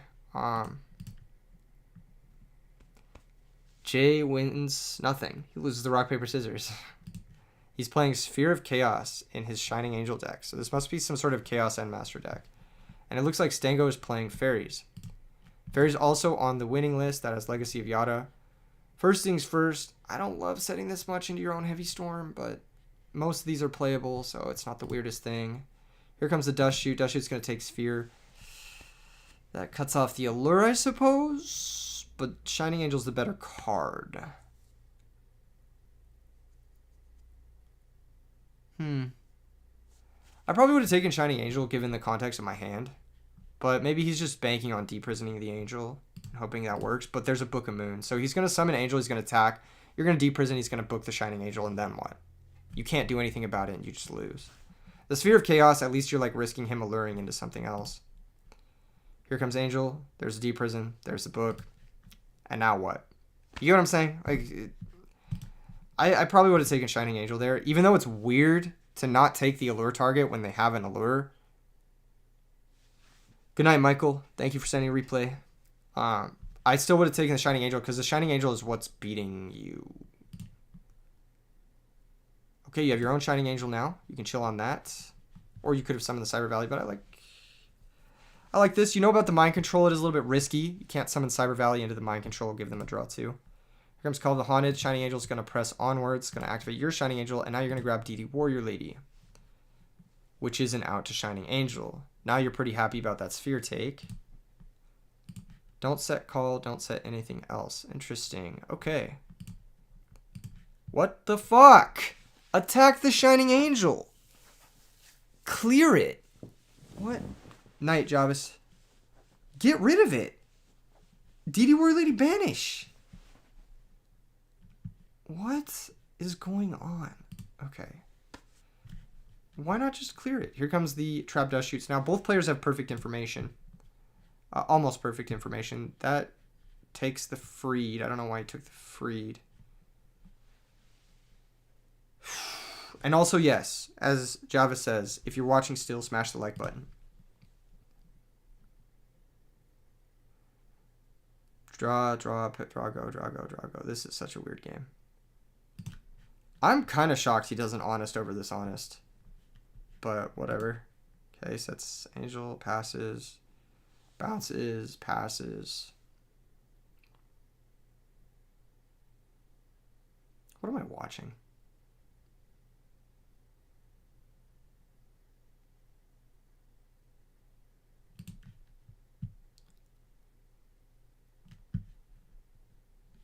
What? What?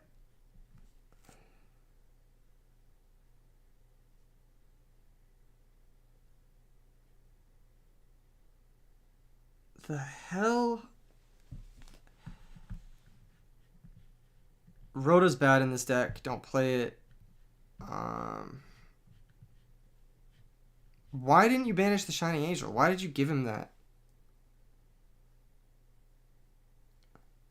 That's awesome. Thanks, Leander. I hope your puppy is chilling and having a good night. What kind of dog you got? Why didn't you banish the Shining Angel? Why didn't he? I can't watch this replay. I'm sorry, guys. I can't watch that one. I can't watch it. I can't watch it. I can't watch it. Why didn't he ban it? Why didn't he banish the Angel? Is there something I was missing? I don't understand. Not only do you have two DD Warrior Ladies, but you have a Rhoda set, which again probably shouldn't be in your deck, but it gives you a third DD Warrior Lady in that situation. You have DD Warrior Lady to start pressing through stuff. Just banish it. What are you scared of? Literally, what are you scared of? Why would you not banish it? Oh. You made a sick play, Jay? Yeah, on the back of your opponent making a bunch of terrible ones. Which I don't understand. Okay. Alright. Let's see, what else do we have? Replay.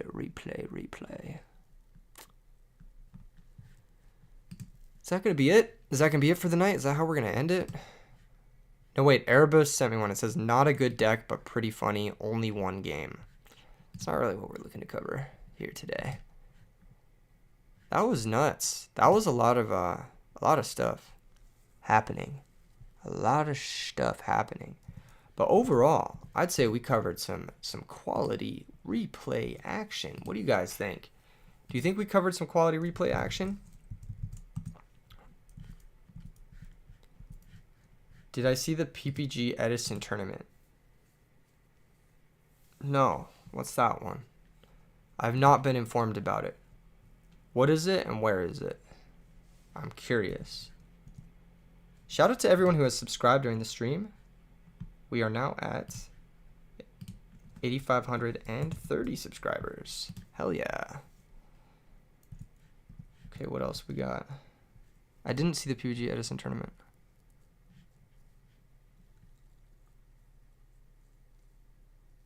Duelista. What? You said your top three are Diva Hero, Glads, and Synchro Cat? That is measurably false. Maybe for you personally. Miami this Saturday. What is PPG? That's a gaming company, isn't it? Is it on their Twitter?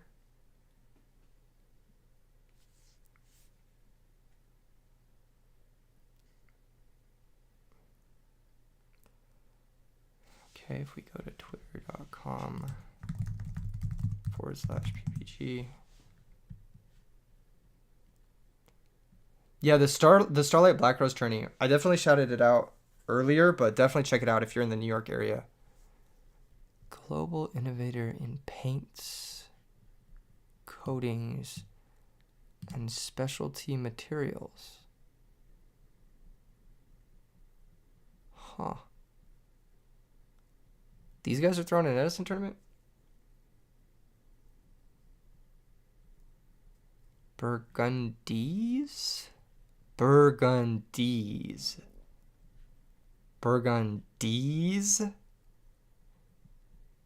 This is an elaborate troll. Color through the decades.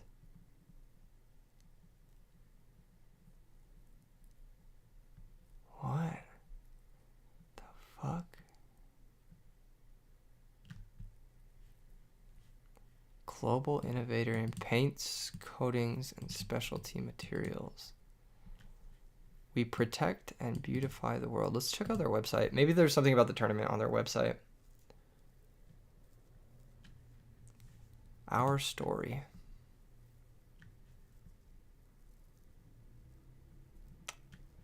Watch our brand anthem video now.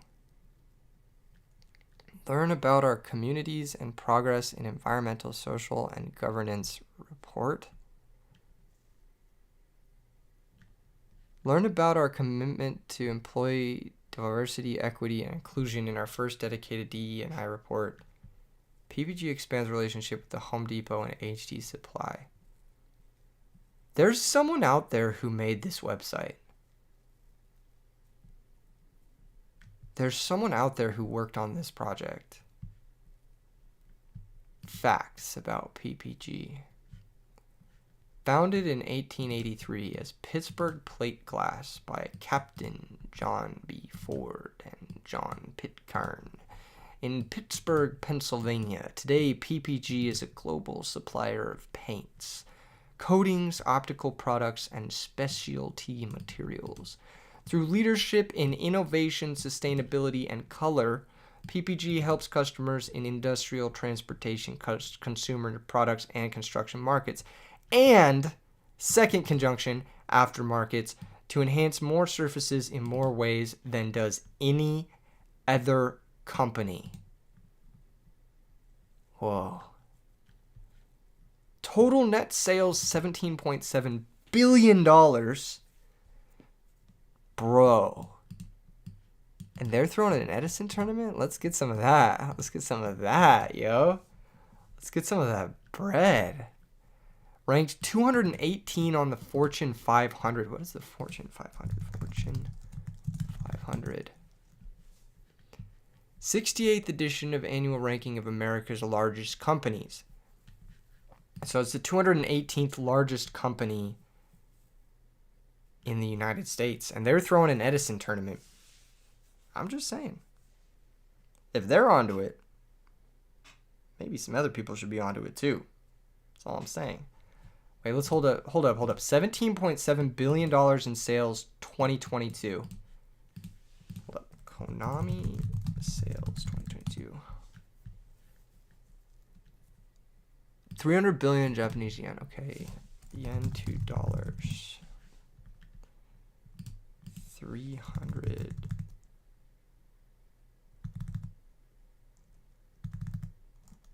What is that? Why is there no commas? 300 billion. Is that like 224 million? Is it 22 billion or 2.24 billion?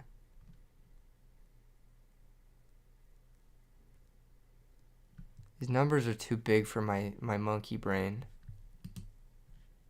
PPG is bigger than Konami, and they're throwing an Edison tournament.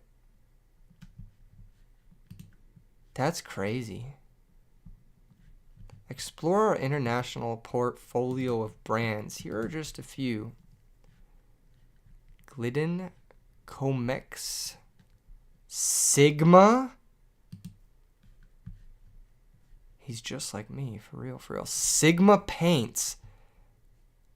What? Sigma. Shop by category. Marine. Sigma Gold Stone. Sigma Stone Tex. High quality multicolor stone textured finish. Excellent color retention properties. Catalog. Vibrant colors for your space is now made easy for you. Check out our catalogs of eye-catching and aesthetic colors today. Get in touch with us. First name, Edison. Last name, Format. Phone number, 420-6969. Email. Anyone in chat want to give me their email address real quick? Appreciate what you're doing for the Edison Format community. As a Sigma myself, I know how difficult it can be to be removed from society, yet better than society. Edison Format is the future. Glad to have you at Sigma Paints on board. Someone give me a burner email. I need a burner email.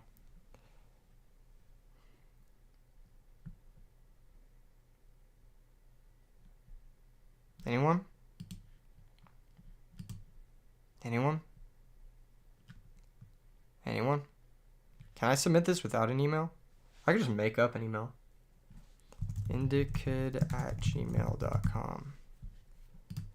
Sincerely, Indi Kid. Submit. Thank you for your message. It has been sent. Nice. Nice. Dope. Okay, cool. Wow, that's crazy. Very nice. Very nice. I'm happy for everything they're doing. They tweeted 14 hours ago to 35,000 followers that they are celebrating 140 years of protecting and beautifying the world. Kind of wild.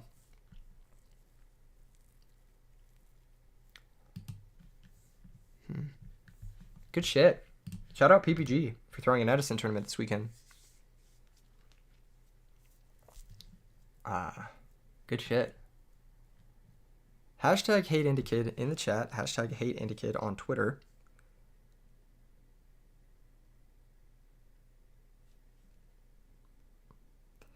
And hashtag hate Indi Kid in the Discord servers. Good stuff. Good stuff. What's next? What's next on the agenda? We talked about the Starlight Black Rose tournament, which everyone in New York is going to go to, right?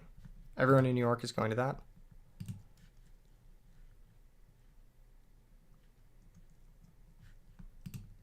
So there's 2 events this weekend. Very nice. 2 paper events. How exciting. What are we going to end tonight on, folks? How many people are still with me after the PPG bit? Oh god, my screen is like bugging the fuck out. That was funny. That made me kick. How many people are still with us? Please tell me someone subscribed for that. Please tell me. Damn.